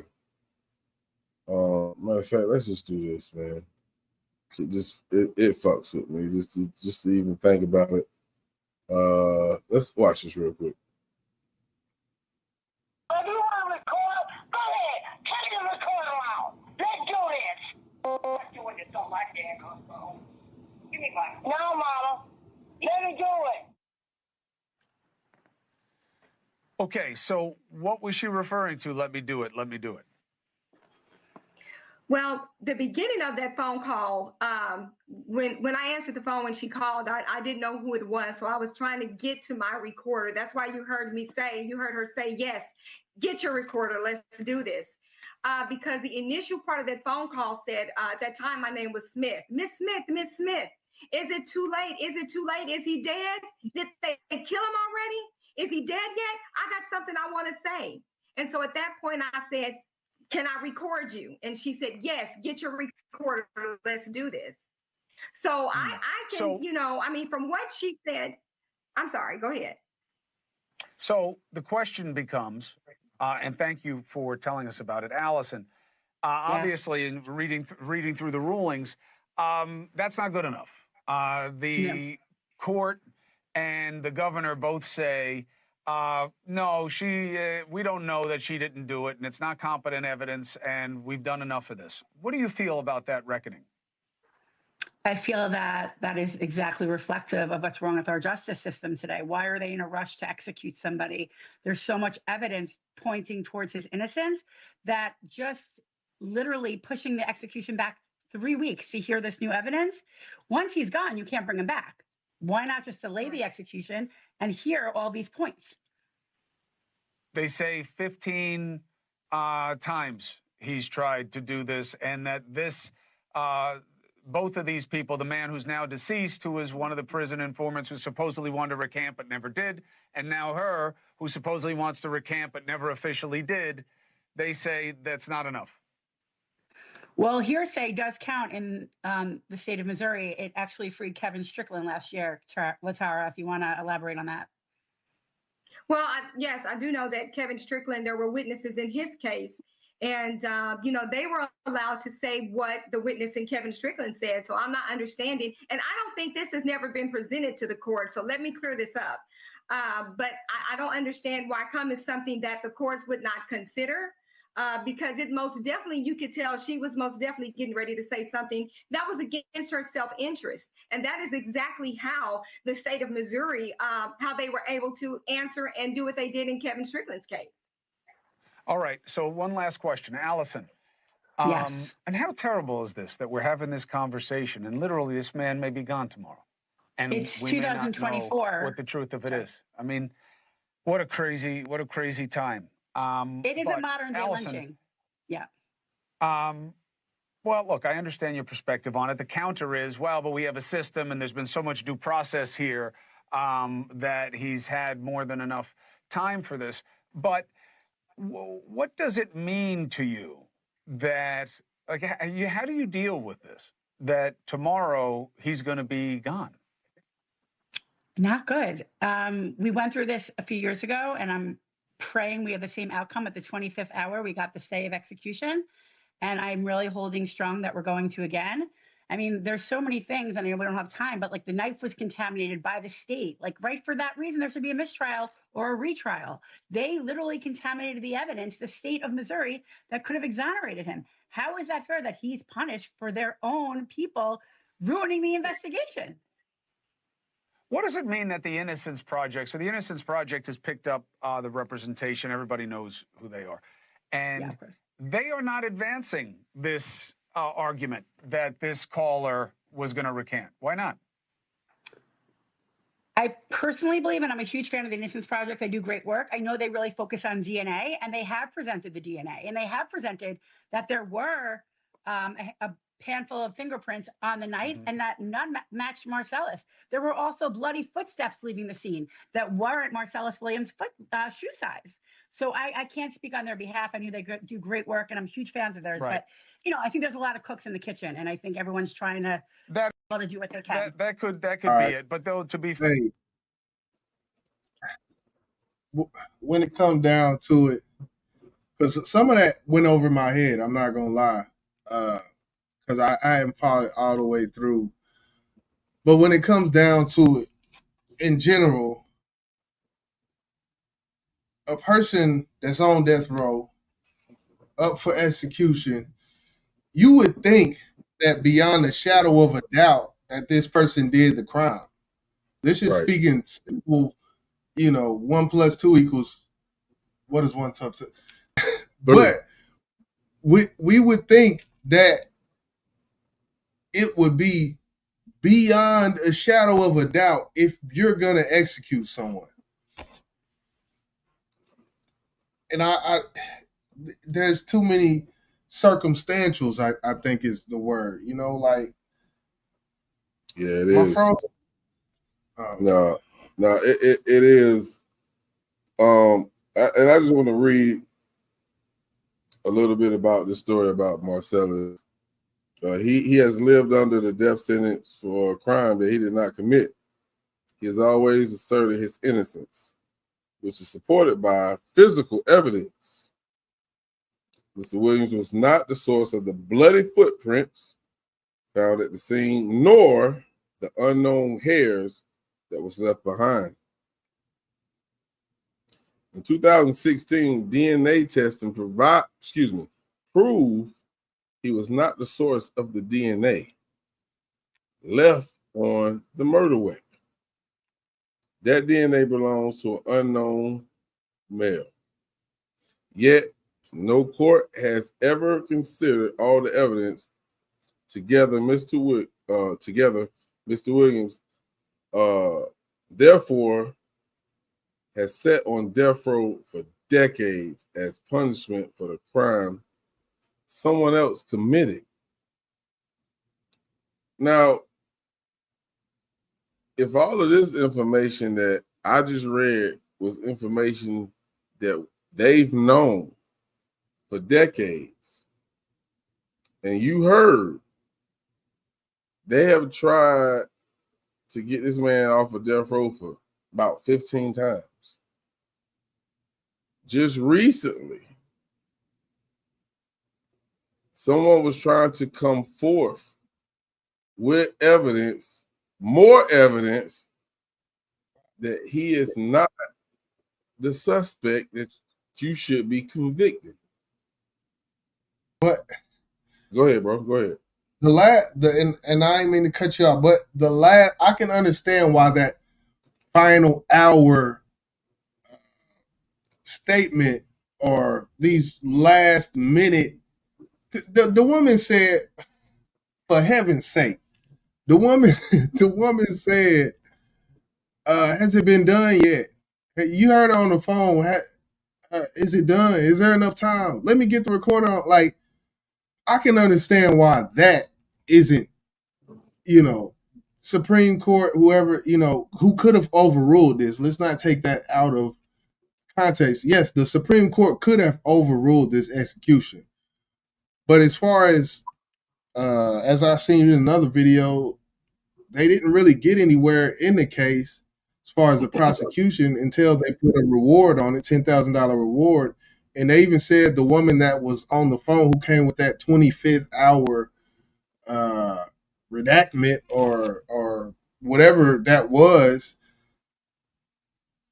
she was in on reward as well. Like she could have possibly got it as well, and it came from a jail informant, the original tip that got her on or to be able to speak. It was a jailhouse informant. So I can understand the last minute 25th hour just popping up right before, on the same day of and trying to, get something to change. Like, where you been this whole time type shit. So I understand that. But when it comes down to it, like Marty 13 said, it sounds like a lot of hard evidence saying not him. Yes, whenever there's not that, the phrase I said earlier, when it comes down to beyond a shadow of a doubt, if it's not beyond a shadow of a doubt, then execution, in my opinion, is crazy. Right. And going back, it says he was not the source of a bloody footprint found at the scene, nor hairs, that was left behind. Okay, how did we get to this point? How did we get to him being convicted? I don't get that. I haven't followed the story in the beginning, but just reading, I guess you call it the cliff notes on how we got here. I don't understand how we got here. Because if the evidence, there's no evidence that prove, physical evidence that prove that he was on the scene. You done seen footprints, hair, and DNA, and none of that fucking shit match. Why was he convicted? Doesn't make sense. Now, I don't know if this was a jury that convicted him or a judge. If I had to guess, it was a jury. Well, what I seen from on another clip, it said the jury it was not of the jury's recommendation or the prosecutors for the actual execution. For the execution, why was he convicted? Why was he charged? And see that, this story, it became big whenever this started to happen. So as far as the initial charging, I don't know. Like, of course, if you're charged, then whatever the sentence is, that's what you're going to get. But if this was taken to court and this was tried by the jurors, I have no fucking idea how they came up with this. Like I said, I don't know if this was one that was the judge's decision or the jury's decision. I'll have to look that up. But I don't give a fuck if it was one person, the judge, or 12 people, the jury. There's no fucking way in hell you should have came up with he was the killer because of the physical evidence that was laid out before you, and none of it matched him at all. Hair, footprints, DNA. How the fuck did you come to this?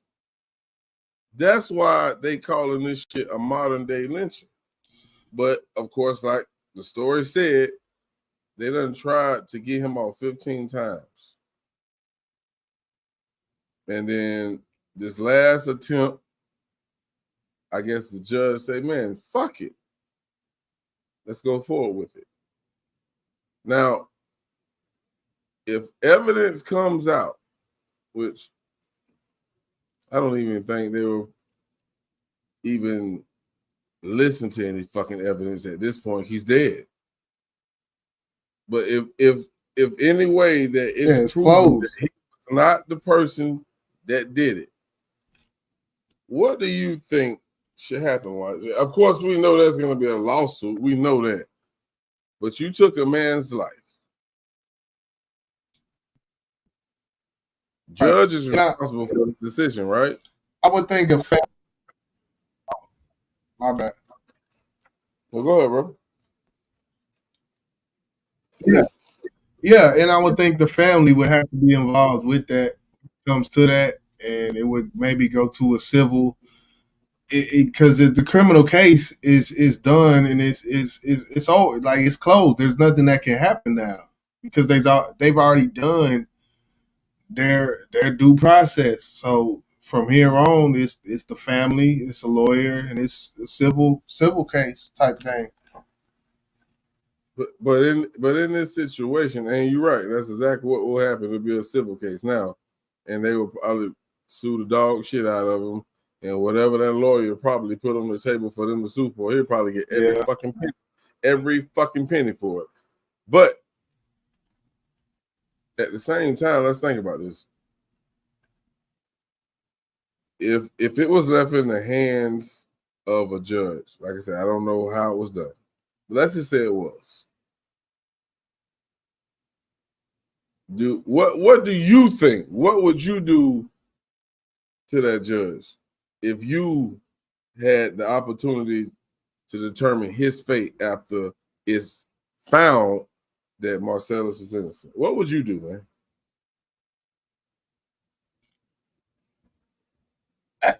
I would, for one, I would have to see beyond the shadow of a doubt as the court's terms. It's been found that he's 100% innocent.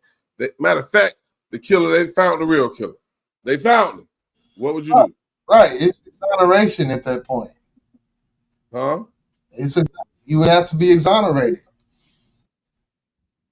You know, when the people get exonerated, they've been in jail for 15 years and all type shit, and they get exonerated and they get a check, and they've been paying their debt, wrongfully paying a debt to society, and come to find out the DNA for that, they didn't have the technology to do things, and now they got the technology now to do those certain things, to find out certain things about cases, and now, okay, you're exonerated. We're gonna let you go, and usually in those cases, they do get a lump sum of money for their debt that they have paid unlawfully, type shit. Like, no, I want to know what you would do to the judge.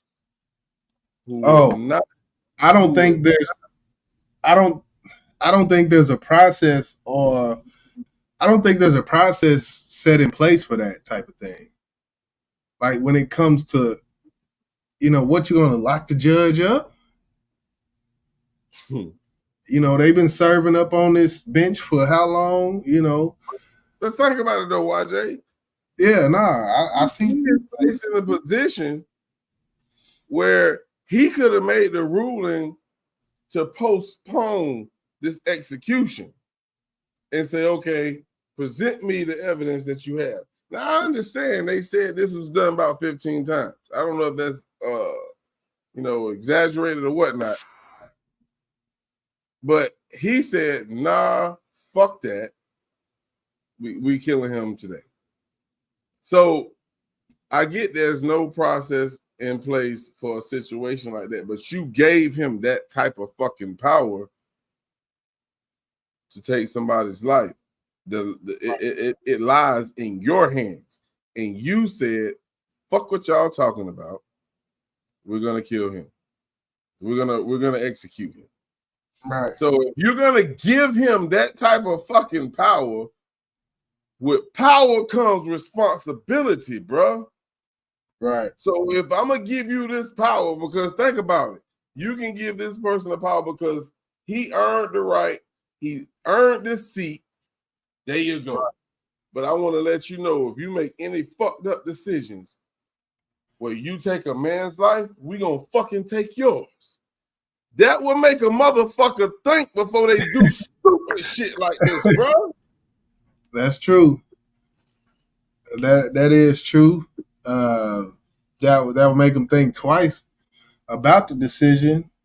I just, that's one of those topics we never really talked about. That with all the crime cases we talked about, we've never really talked about decisions that judges make. Right. And if it comes out that decision was wrong, then what should be what is the what process is in place for this, and I don't think it's really any. They don't. None at all. They probably don't, bro. You're right. But I think that need to change, bro, because when there's no punishment for your decision, it makes them easy to make that decision because they don't give a damn. I'm not gonna get in trouble. If I do, which they don't have no process, I say at least they'd probably fucking disbar me, but I still got my freedom and my life. This man don't have his life no more, bro. Right. And of course, I do think if along with what you're saying, if that happens and there's that loss of life because of this judge's decision, then I feel like how the police have internal affairs. I feel like the Supreme Court is kind of like the internal. Well, not really because they're judges as well, but I feel like there should be some type of inner investigation, looking at his notes. Looking at the case closely at things to see, but in any job that you do, there should be some sort of checks and balances. And what we're the topic we're speaking about, it kind of speaks about to a judge having this sort of all-seeing eye over what goes on in this courtroom, and that's just it. But I feel like there should be some sort of inner, they should really be vetting themselves. That's the only way I can see it being something like internal affairs with police who do file shit. Like, right. Yeah, I was just thinking about that too. Policemen as well, because a lot of them make the decisions that they make because they feel like there's nothing going to happen to them, or they living by the blue code. Just like I heard with the damn the case we was gonna mention. What's his name? What's the black guy that did old boy wrong? Tyree Nichols. Yeah. Martin. They did wrong, and they was living by that code. Right. So if I go over here and say something, my partner's gonna have my back, and they're not gonna say anything either. How can we as citizens, fight against shit like that when they teaming up against us? Nah. I think there should be consequences for people who are given power to make sure they make sound decisions, man. Because if not, they're gonna make decisions willingly, like, oh, you know what? I don't like that fucking nigga. Right. You know what I'm saying, bro? So I feel like that shit it's almost like a dictatorship in the courthouse type shit. Like, if you look at a nonprofit organization, they have a board. Of course, they have a president, but there's a board that, even the president of a nonprofit organization, he has a review. Like, he's reviewed by the board of this nonprofit organization, and it's a checks and balances situation where, like, every year, anybody who's had a job, every year you have a review, right? Where they talk about you've done this well, this needs improvement, that needs improvement. And I feel like the same thing, which it may go on, but as far as the decisions you made in the life that have been affected by it in these jobs, where these jobs, you have the power to actually take someone's life. Like, I think in these jobs, it has to, there should be some sort of, accountability when it comes on to the justice system as a whole type of thing, where, that checks and balances, there should be there. Like, right. Yeah, because all those guys, well, at least one of them who, played a part in Tyree Nichols' death, he admitted to every goddamn thing. Everything they lied about, he admitted to it. Yeah. And he got to pay for that shit. And I feel like that's how it should be.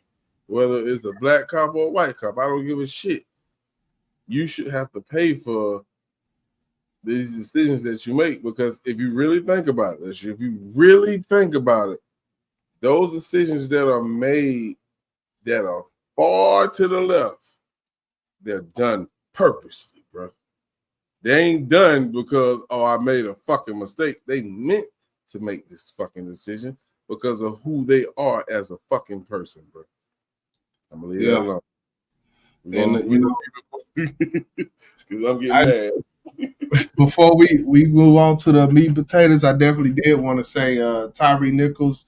And when it comes to Martin and the police officer that was, kind of the ringleader in the, beating and such a Tyree Nichols, they've been on trial for about 3 weeks now. And I seen a video yesterday that was updated. We're not gonna play it, but I seen a video yesterday that was saying how he basically went in there and testified a couple of days ago as to when it comes to the cover up after it, and him admitting things that had to do with that, as well as his play in the initial beating and whatnot. So he's telling it all. He's not just telling about the beating. He's telling the after, how we covered it up after the fact type thing. So that Martin situation with the Tyree Nichols case is definitely going on there in week 3, and it shall be continued on that. So yeah. Hey, I love it. It's just like the goddamn case we finna cover now. All the information came up front. So yeah. We're gonna keep it pushing. Salute the Healing Channel in the building. Thank you for sliding through. We are now arrived at our final topic of the night. So we're gonna go ahead and get into it. And we call this the meat and potato. And I definitely wanted to add in salute D Love for putting that Community Crime Network plug in there. Y'all see the link for the Community Crime Network where Boss is covering the case. What was his name? Anthony? Was it Anthony of the Walmart? Oh, I was listening to the Young Dolph thing. Damn, if you wouldn't have asked me, I would have been able to tell you. Oh shit. The case about where they said it was a lynching, and we were kind of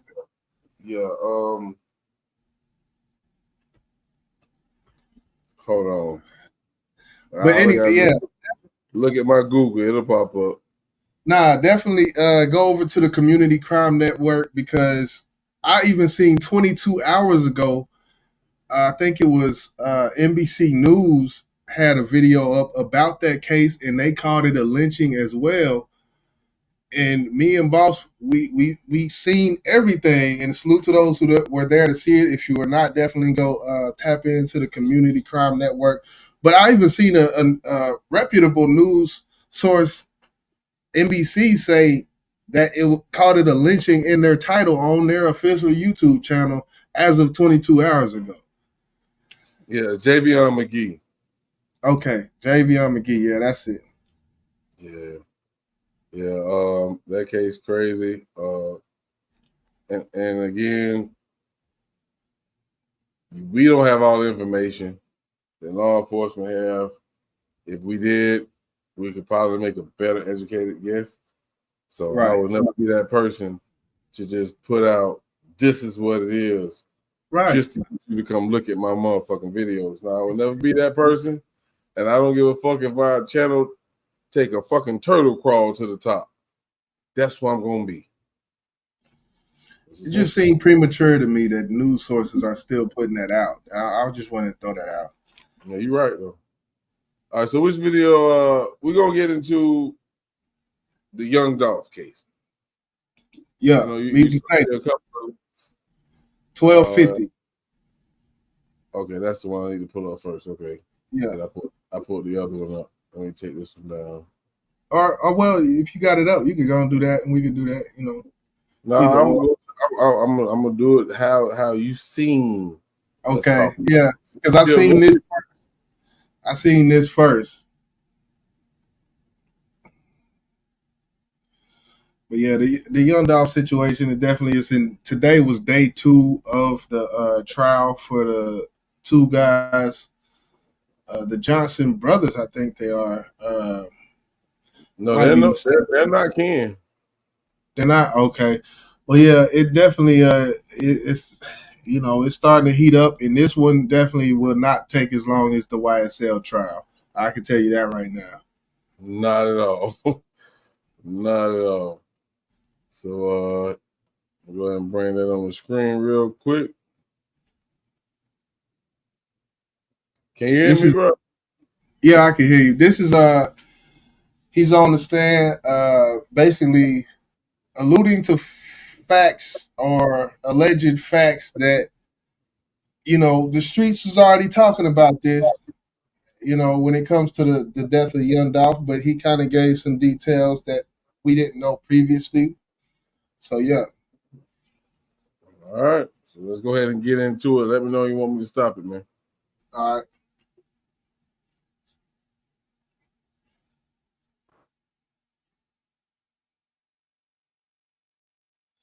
I don't hear nothing.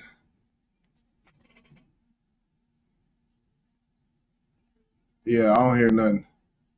You say you don't hear nothing? I don't hear nothing at all. Give me a 1 in the chat if you can hear it.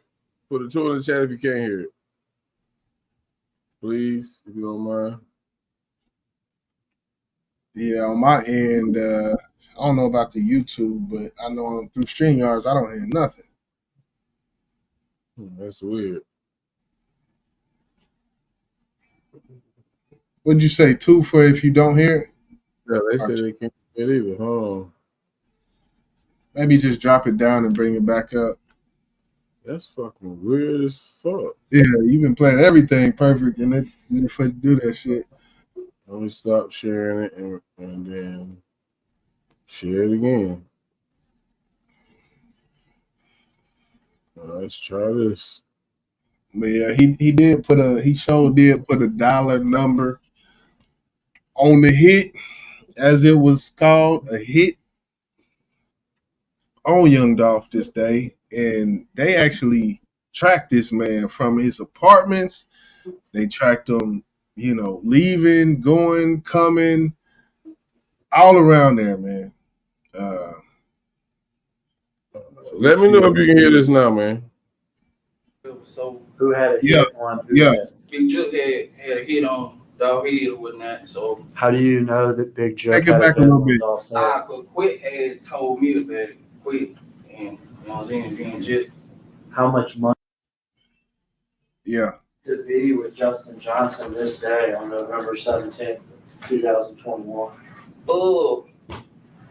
We knew that, you know, they had a hit on Dolph and them head or whatever. So who had a hit on whose head? Big Jook had a hit on Dolph head or whatnot. So how do you know that Big Jook had a hit on Dolph's head? Quit had told me about it. Quit, and you know what I'm saying, being just. How much money was it supposed to be? $100,000 on Dolph head. And had you agreed to do this hit? Yes, sir. Had Justin agreed to do this hit? Yes, sir. We all going to do it together? Yeah, they been on it, but yeah. Was there any arrangements as far as splitting money or anything? Yeah, me and him supposed to be giving Quit $10,000 apiece. All right, so you and him are going to give Govan $10,000 apiece? Yeah. And how much were you going to get? I was getting 40, he was getting 40. Okay. Had you spoken with Justin about this? Yeah, we had been talking about it. Okay. This was not something that just happened this day, but something that was in the process for weeks? Yeah, weeks. How did y'all hook up this day, if you remember? He had pulled up to give me. He came and got me or whatever. Where'd he get you from? He got me from my father's house. Where's your father's house? Out of Marcellus. Orange Mound area? Yeah. Had either you called him or he called you or anything like this? He had called me the first time I missed the call. Then he called me back. I answered. He telling me basically they were pulling up because we already knew what was going on. When you say you already knew what was going on, you already knew what this is about? Yeah, because we knew they were doing the turkey drive, so we was actually on our way to Westwood. Had you and Justin talked about this particular day before? Like, nah, not the specific day. Like, we just knew that it was turkey drive going every day that week. Okay. you knew that the bear said you knew Dolph was involved in these turkey drives this week before Thanksgiving. Yeah, we didn't know we were gonna catch him, but we knew he did his artist. Everybody had a hit on the gigs. Everybody had a price on the gigs. From Joke. Yeah, from Juke. So pause it. And that was going to be y'all's business this week. Yeah, He said his artist, and we are watching this through the Law and Crime channel that Boss dropped. So he said they're having a turkey drive this week and knew he was going to be out and about. Didn't know exactly how they was going to catch him, but you know, he definitely that there was definitely a hit. It was 100K. So when it come down to it, like I said, it ain't gonna be a long. The first 2 days have been bombshells. The first 2 days. This was from the first day we watching right here, but it's definitely not gonna be a long, drawn out thing like the YSL trial. Definitely shouldn't be. My bad. Damn. When he arrived at the house, do you remember what he was driving? Oh, white Mercedes Benz. Okay. Had you seen that car before? Nah, I ain't never saw that car. The car was had to be stolen. Yeah, I got him. Was there anybody else in the car? Nah, it was just me and Jessica. Were there any guns in the car? Yeah, they was on the back seat in the bag. Do you remember what kind of guns they were? A Draco, handgun. Okay. And Draco, Memphis, some type of bigger semi-automatic weapon, is that right? And then a handgun? Do you remember what you were wearing that day? I had on some gray sweatpants, orange and white Jordan 1, and a blue cap. We can go to the other one because what he's saying, when you watch the news story, it'll actually you'll see what he's kind of talking about when it comes to what he was wearing and all of that. All right. But yeah, so King Juk, that's from what research I did, pseudo research, whatever you want to call it, Google research I did, and I didn't know anything about Juk before this case happened, but it's Yo Gotti's brother. But what I have seen when it comes to Big Juk's role in CMG, the Collective Music Group, which is the label that Yo Gotti founded, I have not. That nobody really knows his actual role in the label. And me and Boss, we'll talk about that after we watch this story, because when it comes to Yo Gotti, he hasn't given a statement or said anything really about the death of his brother Big Juk, which was 8 months ago. He got shot up, and he is no longer living. So it's kind of like, it's in court terms, it's kind of convenient for the person who's no longer living to be convicted of putting 100,000 hit on somebody, but it makes sense. I don't know why. You go ahead. Damn.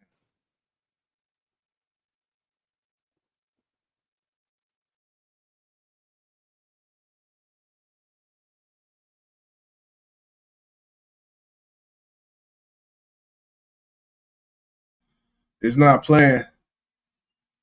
I don't know why it's doing that, but it's not playing.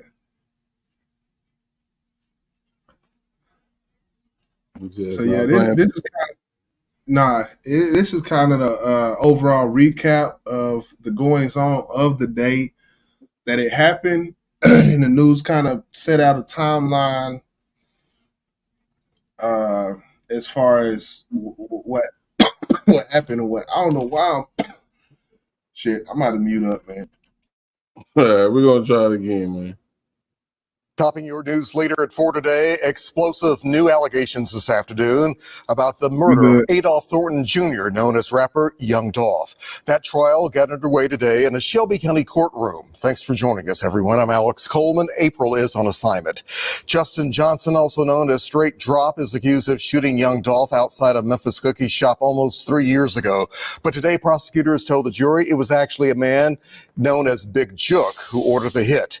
They claim Big Jook was high up a record label, CMG, a rival of Young Dolph. Big Jook, who was the older brother of well-known rapper Yo Gotti, was killed earlier this year outside a Hickory Hill nightclub. WREG Shay Arthur has been in the courtroom all day and is live with the latest details. Shay, what have you learned? Alex, I just stepped out of the courtroom just a short time ago. That testimony is still ongoing. It's really been going on really this entire day in this highly anticipated trial that really so many, just not across Memphis, but across the country have been following. Young Dolph, loved by so many here in the Bluff City. Security here at the court, very, very tight. There's extra police officers up inside there around the courtroom. You have to go through 2 metal detectors to actually get inside that courtroom. And the prosecution and the defense, they've been telling some very different stories about who is to blame here in the rapper's death.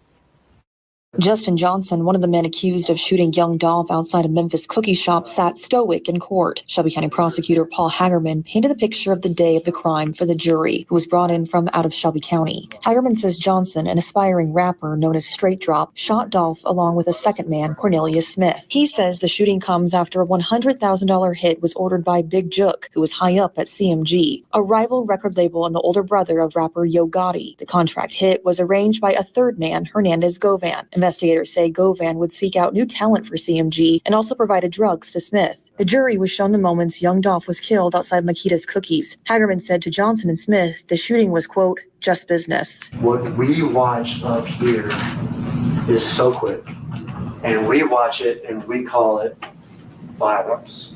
That's a man with a family and with a life who's laying at the edge there in the yellow, riddled with bullets, dead. We watch that and we call it violence. For Cornelius Smith and for Justin Johnson. All right, stop right there. It was just business. But Johnson's attorney says his client is innocent, saying there's 2 sides to every story.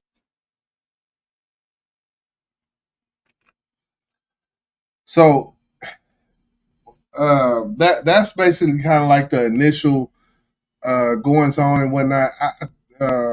You see that link I just dropped? This is the one I thought that was. Well, I thought they kind of talked about more about the surveillance of it and in the timeline, but they didn't in that one. My bad. That last one that I sent is, but when it comes to, I guess when it comes to Gotti and the Jook and the implications that come from it, and we've seen, Gotti, he's definitely been quiet. For good reason, I feel like. When his brother passed, he didn't come out. He didn't, make a statement. He didn't do nothing. He just, went on. He was at a concert. I think we did something about he did a concert like of the same night or the second night or something like that. But the reason for that, and people were coming down on Gotti for like, man, you not saying nothing about your brother's death, or you not, you don't have a statement or anything like that. But Gotti, I think, understands the assignment when it comes to, look, I'm trying to get generational wealth out of this label that I own, that I founded. It's not going to bring any good to it for me responding to things like this, because this is all negative press. So I don't blame him. That and the fact that you got an echo. And you know how I feel about it. I feel like if he is the head of CMG and he knew what was finna pop off when his brother got killed, he knew why he got killed. You know what I'm saying? his brother and the other guy who got the 20,000, or I don't know if he even got it, they was the ones who really set it up for it to happen.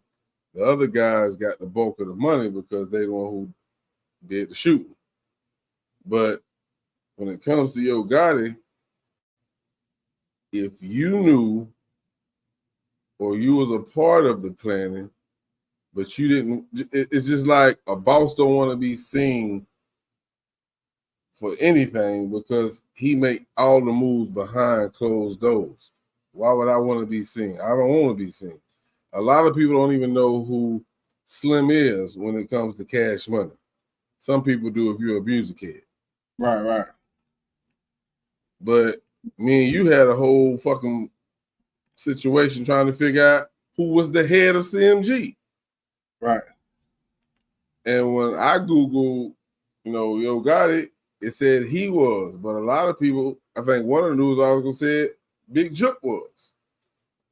Yeah. You know what I'm saying? You can't find any information on him being the founder or the CEO of CMG. So why are we talking about this? Is because if Big Jook is responsible for putting the hit out on Young Dolph,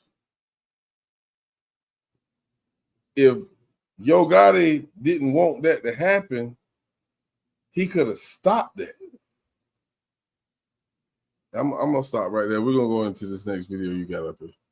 Yeah, and in this next one, I know we running long. We at 2 hours, but this next one I really wanted to play because it goes through the whole day of what this like.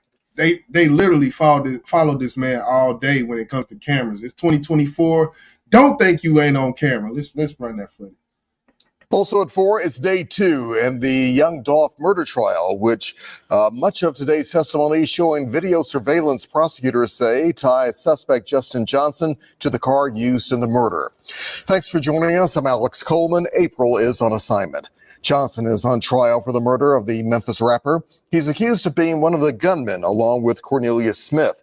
But prosecutors allege the overall mastermind was Big Jook, a high-up at CMG. That's a rival record label of Young Dolph.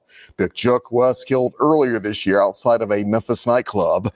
WREG Shay Arthur has been following this case. She's live at the Criminal Justice Center with the latest from today. Shay, what's going on? Hey, Alex. Well, just as I was stepping out to come talk to you, Jamarcus Johnson, that's actually Justin Johnson's brother. He was taking the stand.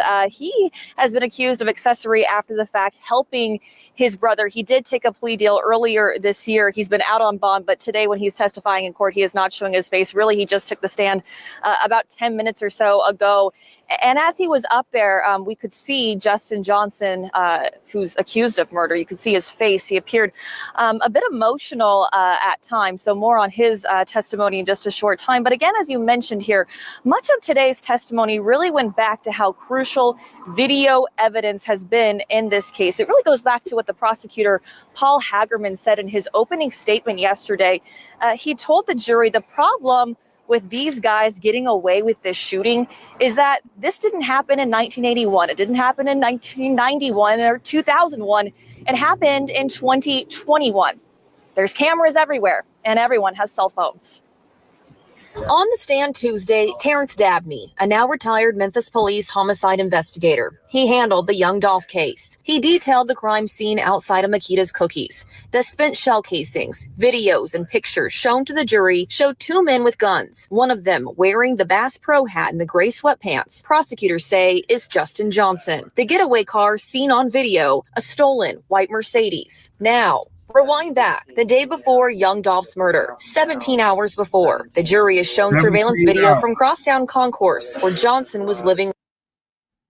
No, I was just saying, this is where it starts. 17 hours ago, they got him in these, I don't know if it's, I think it's a hotel or what they say, but we going to go from here. And this is his whole actions for the day is almost recorded at certain points in time is on the timeline. So you can run it.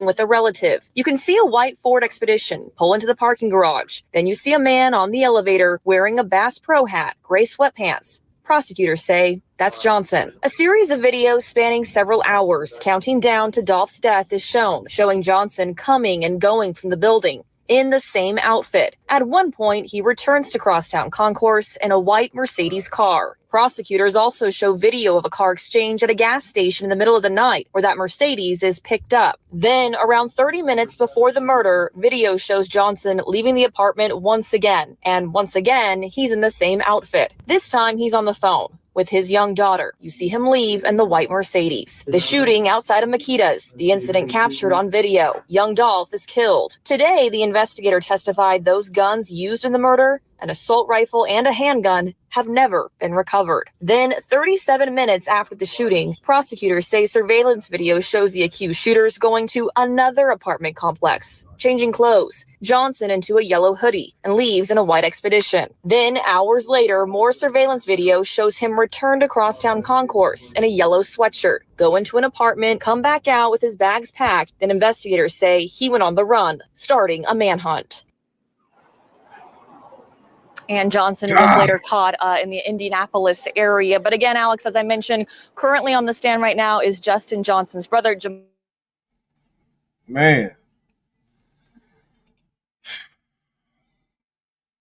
You know, and the point that you point out, we got to drive it home, bro. We have to drive it home because these motherfuckers act like cameras are not everywhere, man. Gas station, apartment, hotel.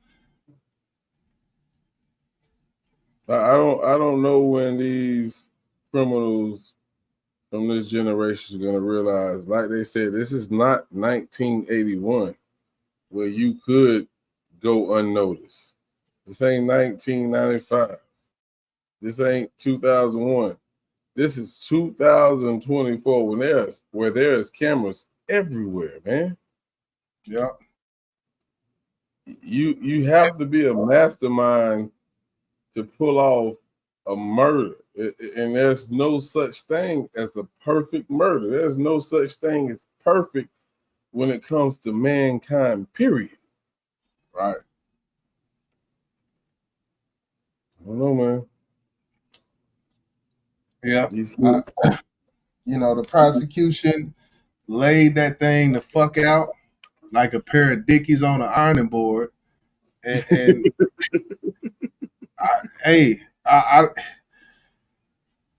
I don't know what he thinks he's gonna get from, cooperating, but obviously he's gonna get something. He's gonna get leniency. We can say that to the least magnitude. He's gonna get leniency for actually giving a statement and it actually adding up to what is on the footage. That says something. Jurors, when it comes to the jury, you playing footage and you lining these timelines up, you're backing that cat in the corner.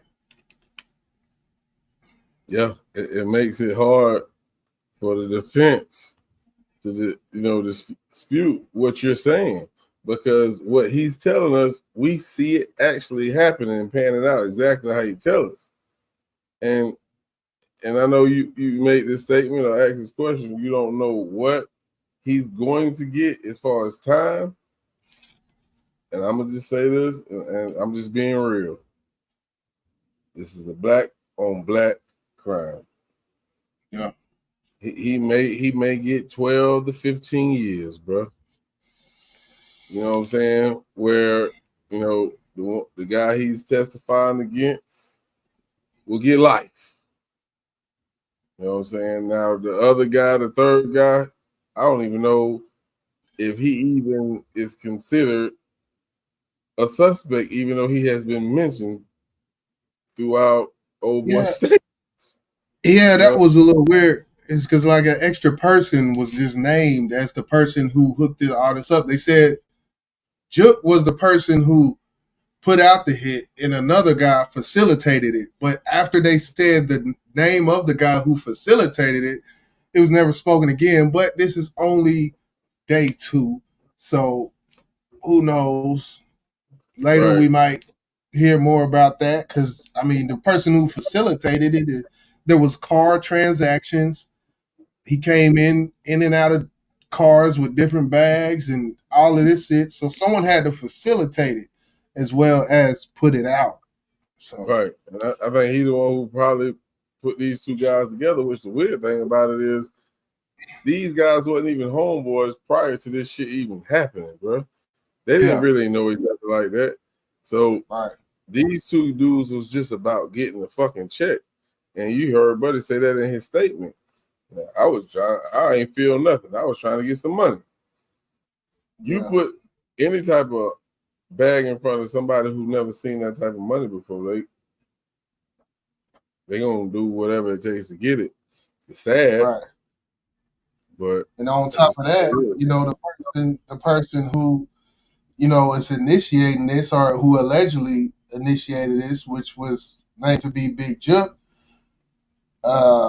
you know, successful label, Yo Gotti. They might be aspiring rapper. Who knows? But you know what? When it comes to the streets and the stripes that you get from doing things, and you know, he might have been the next.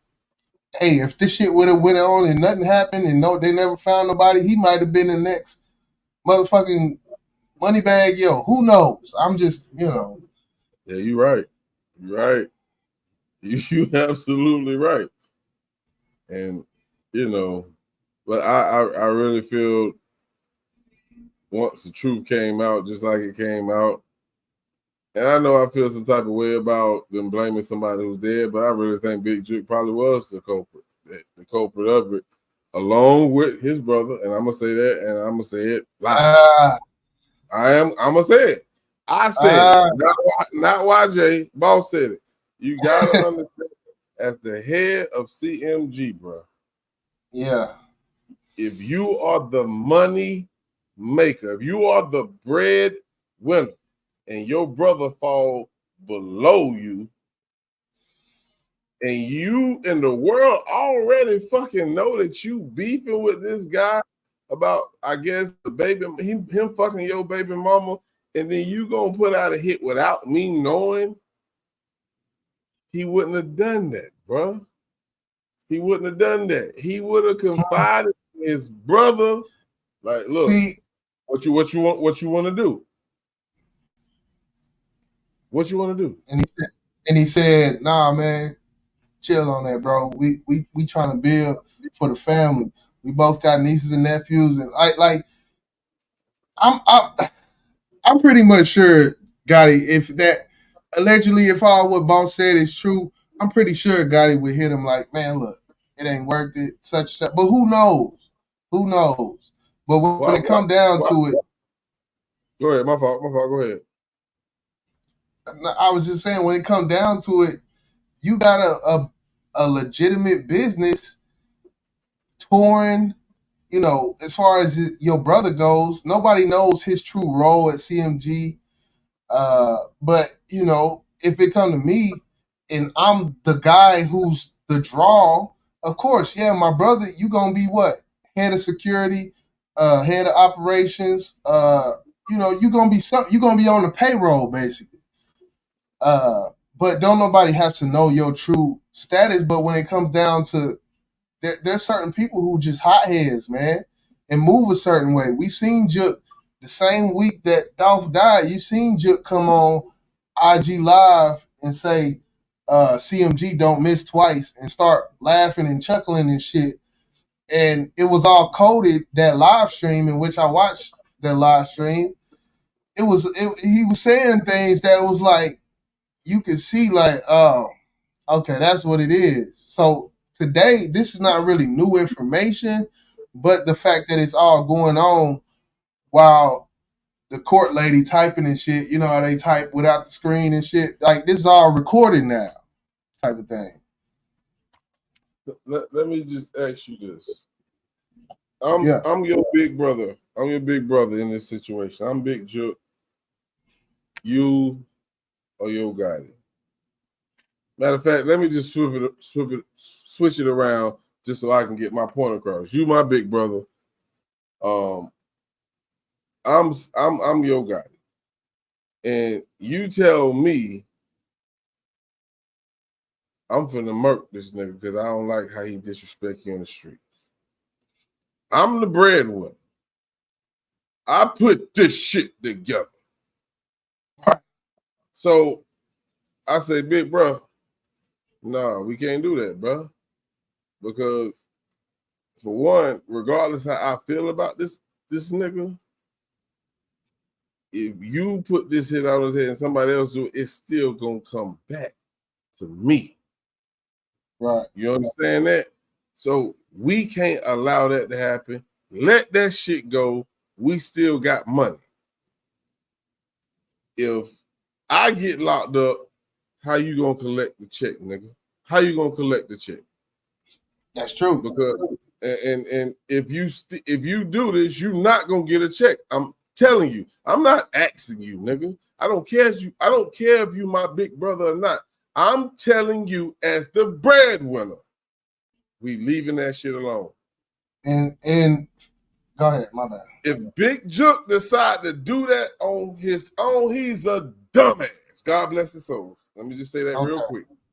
He's a dumbass if he still go against his brother's wishes. That's why I said it wasn't against his brother's wishes. Because of that fact. Okay. I mean, I can see that. You know, as far as Big Jook goes, who knows where his ego was? And I use that word for a reason, because I think a lot of times some people like, okay, you can get told something, but it's like, look, I'm from the streets. You sit here and you let this shit go on. I'm not finna let that shit go on for you and not think about all that extra shit you was talking about when it comes to the breadwinner. Like, I'm so street savvy, I can make this shit pop and it don't even matter. I can come on IG Live after he get hit and come up laughing and shit for no, like, just laughing and shit for no reason. I'm so street savvy, I can do that. I got that kind of pull. I got this, you know, the person like we was talking about who was mentioned, who was facilitated it. I got somebody who can facilitate this. He didn't reach directly out to them, but maybe he thought he was further enough from the crime that it couldn't be brought back to Gotti. So even when Gotti told him, hey, look, I don't want you dealing with that, man. We got a whole legitimate business, we touring and shit. I'm dropping albums. I done signed, Moneybag, Black Youngster, and, all these people we got up under this umbrella. But as far as the brother go, he might feel like I'm hearing that shit, but I'm not hearing that shit. Who knows? It's one of them things we'll never know, because it's so convenient that the person being accused of setting the hit off for the 100K is no longer living. So it's like, I would say this because I'm putting myself in this situation, bro. My big brother, who's no longer with us, is that nigga. He lived in the street life, and he would do something like that for me if I was to ever ask him to. But at the same time, if I'm putting money in my brother's pocket that he never seen before in his life, and let's say this first. If if Big Jook did what you said he did without consulting his brother, like, fuck it, I'm gonna do it anyway because I feel like I can get away with it, he's not an OG. Nowhere near it. Because one, an OG learn from their mistakes in the past, and they understand, like, I can't do this. You're getting legit money. We're making legit money. I haven't had to sell no fucking dope in God knows how long. So why in the fuck would I fuck up this legit business over this nigga across town who fucked my brother baby mama? And my brother ain't even giving a fuck about it. Now let's push it to back to Yo Gotti. Obviously, your God, he really cared about that shit. That shit bothered him. Because I promise you, if I was Big Jook and my brother say, nigga, if you, I'm gonna tell on your ass, nigga. If you do what the fuck I'm telling you not to do, your ass going to prison for the rest of your motherfucking life, nigga. You think I'm gonna do it? Nope. You can fuck my brother, baby mama again. All I give a fuck, nigga. Yo Gotti was hurt by that shit, bro. I'm sorry. Yeah, and I could be wrong, people. I could be wrong, but 2 + 2 always gonna equal motherfucking 4 all day. And it's a sad situation, man. I hate to see it, especially dealing with these Memphis artists, Black Youngster. He been in shit with so Gotti. This is no new thing to him. Moving forward, when it comes to Gotti and his situation, shit like this can affect someone's trajectory type of thing. It can affect their success. We seen it with Irv Gotti when it comes to the Ja Rule situation and Irv Gotti, in which he beat the Fed case. Yeah. He actually is one person who beat a Fed case, but did he come back? Hell to the fuck no. He like, hey, I done beat that shit, bro. I'm about this shit. Whatever I get from royalties and past dealings, I'm good. I'm about to find. We ain't heard shit from Irv Gotti. And I think that similar, the death of Young Dolph, I feel like when it comes to Yo Gotti's career, it's gonna make him, it's gonna force him to diversify his assets. I know I ain't say it correctly the first time, but that's what diversify his assets. What he got going on, it's gonna force him to be like, look, let me fall back for a minute. And let me get my business dealings in order to where, I can do things and I ain't gotta be just that man out there like that. He got artists, popping artists, Moneybagg Yo, Black Youngster, 42 Doug. CMG is actually a label that is actually very reputable. Yo Gotti doesn't have to rap to make money. And I think that's what we're not. I don't think we're gonna see any big rollouts from Yo Gotti when it comes to his self. Moneybagg Yo dropped the album a couple months ago. He gonna continue to do, and I think that's Yo Gotti has no choice but to do that, man. Take that executive role in procuring artists and managing artists as he's been, and continue to do that. When it comes to Glorilla, we seen the footage of Glorilla signing the contract on his plane and all that. So I think that's where he got to go from here. Plus, he's already been in the game, man. And to tell you the truth, he ain't really, his music ain't. That's a different story. But I don't know. That was the meat. I will say he need to walk around with a Tennessee Titan helmet on. I will say that. Because, Tennessee Titan. Anybody who's smart enough to understand that's your brother, and if they thinking like me, I ain't saying I'm the smartest nigga in the world, but if they thinking like me, you better walk around with a fucking helmet on. I'm telling you, bro. I'm telling you, bro. Listen. On swivel. If a motherfucker think like me, he did that because of you, nigga. Now I gotta get you too. That's the way I see shit. But hey, rest in peace, Young Dolph. Blessings to all the families involved. My condolences to all the families involved.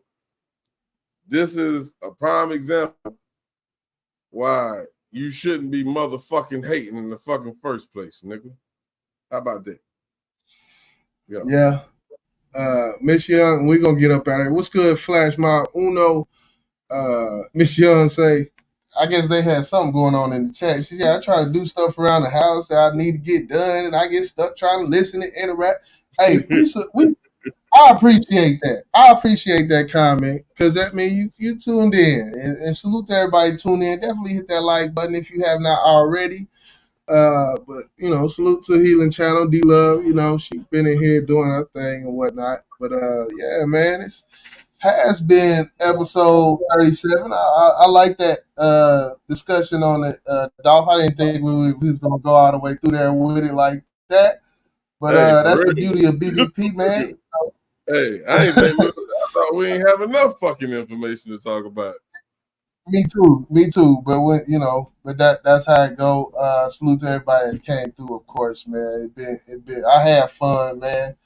So yeah, man, we up out of here, man. We'll see y'all next time. Yeah, man. If it ain't big business, we ain't talking about it. Y'all have a fucking great night, man.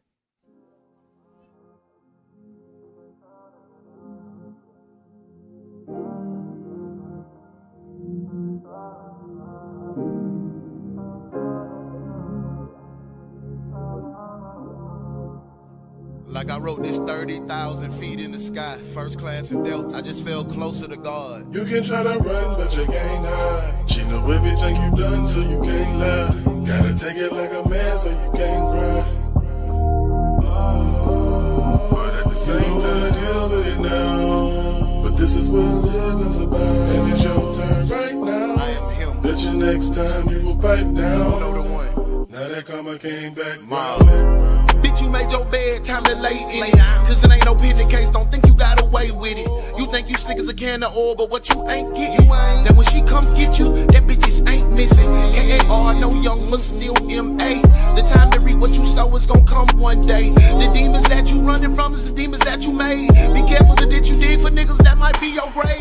Be careful how you handle niggas when you up and getting paid. Now they up the tables flipping, they call a spade a spade. See Miss Karma, a faithful bitch, she never running late. She never mentioned the dirt you did, she put it back in your face. Them same lies you told them folks gonna be back on your plate. Don't throw your hand and then my nigga show me your poker face. Cause even the broken clock gonna be right at least twice a day. Cause even the broken clock gonna be right at least twice a day. Uno, the one. She know everything you done, so you can't lie. Gotta take it like a man, so you can't cry. But at the same time, deal with it now. But this is what living's about. And it's your turn right now. Bet you next time you will pipe down. Now that karma came back round. Look, and as time goes on, this tit for tat getting ridiculous. It's time to move on. This trust that's been broken so many times that it must have been broken so many times. Them cups have bent, then the trust get lost, then it plummets to a labyrinth of emotion. That passion that we had was explosive, but it was short-lived. Tainted by this ordeal, played myself for more thrill. So in the foreseeable future, me and you cannot build. Thinking to myself like this is not real. Nothing was the same, put up a block shield. Rebounds ain't work, I'm on a block still. It's my admission of guilt, permission to vent. Don't nothing part the author from script, that's off the rip. Now I'm tripping, now I'm flipping off the turnbuckle. Not your huckleberry, this shit fucking scary. We done been through the highs, we done been through the lows. Right back where we started, this shit is a fucking joke, come on. You can try to run, but you can't hide. She know everything you done, so you can't lie. Gotta take it like a man, so you can't cry. But at the same time, deal with it now. But this is what living's about. And it's your turn right now. Bet you next time you will pipe down. Now that karma came back. I hope you know it ain't no end date. You better think, and that's regardless what your friends say. No kid play. There's gonna be consequences to every choice that we make. You're gonna be jumping fences, trying to find an escape. But any time of the day, see that time it'll wait. That's when regret kicks in and your mind start to break. But you keep living life like everything's okay, but it ain't. So you keep living life shade, and it's crazy. You really think you got away, and that's amazing. The fact that you don't think she on the way. You did a lot of people wrong, and it's been so long. And you just tried to move on. That's when everything changed. Now sunny days brought pain. You fell in love and you got played. It's just a part of the game. Now on your heart is a stain. Now the hard part, it will never change. You can try to run, but you can't hide. She know everything you done, so you can't lie. Gotta take it like a man, so you can't cry. But at the same time, deal with it now. But this is what living's about. And it's your turn right now. Bet you next time you will pipe down. Now that karma came back round.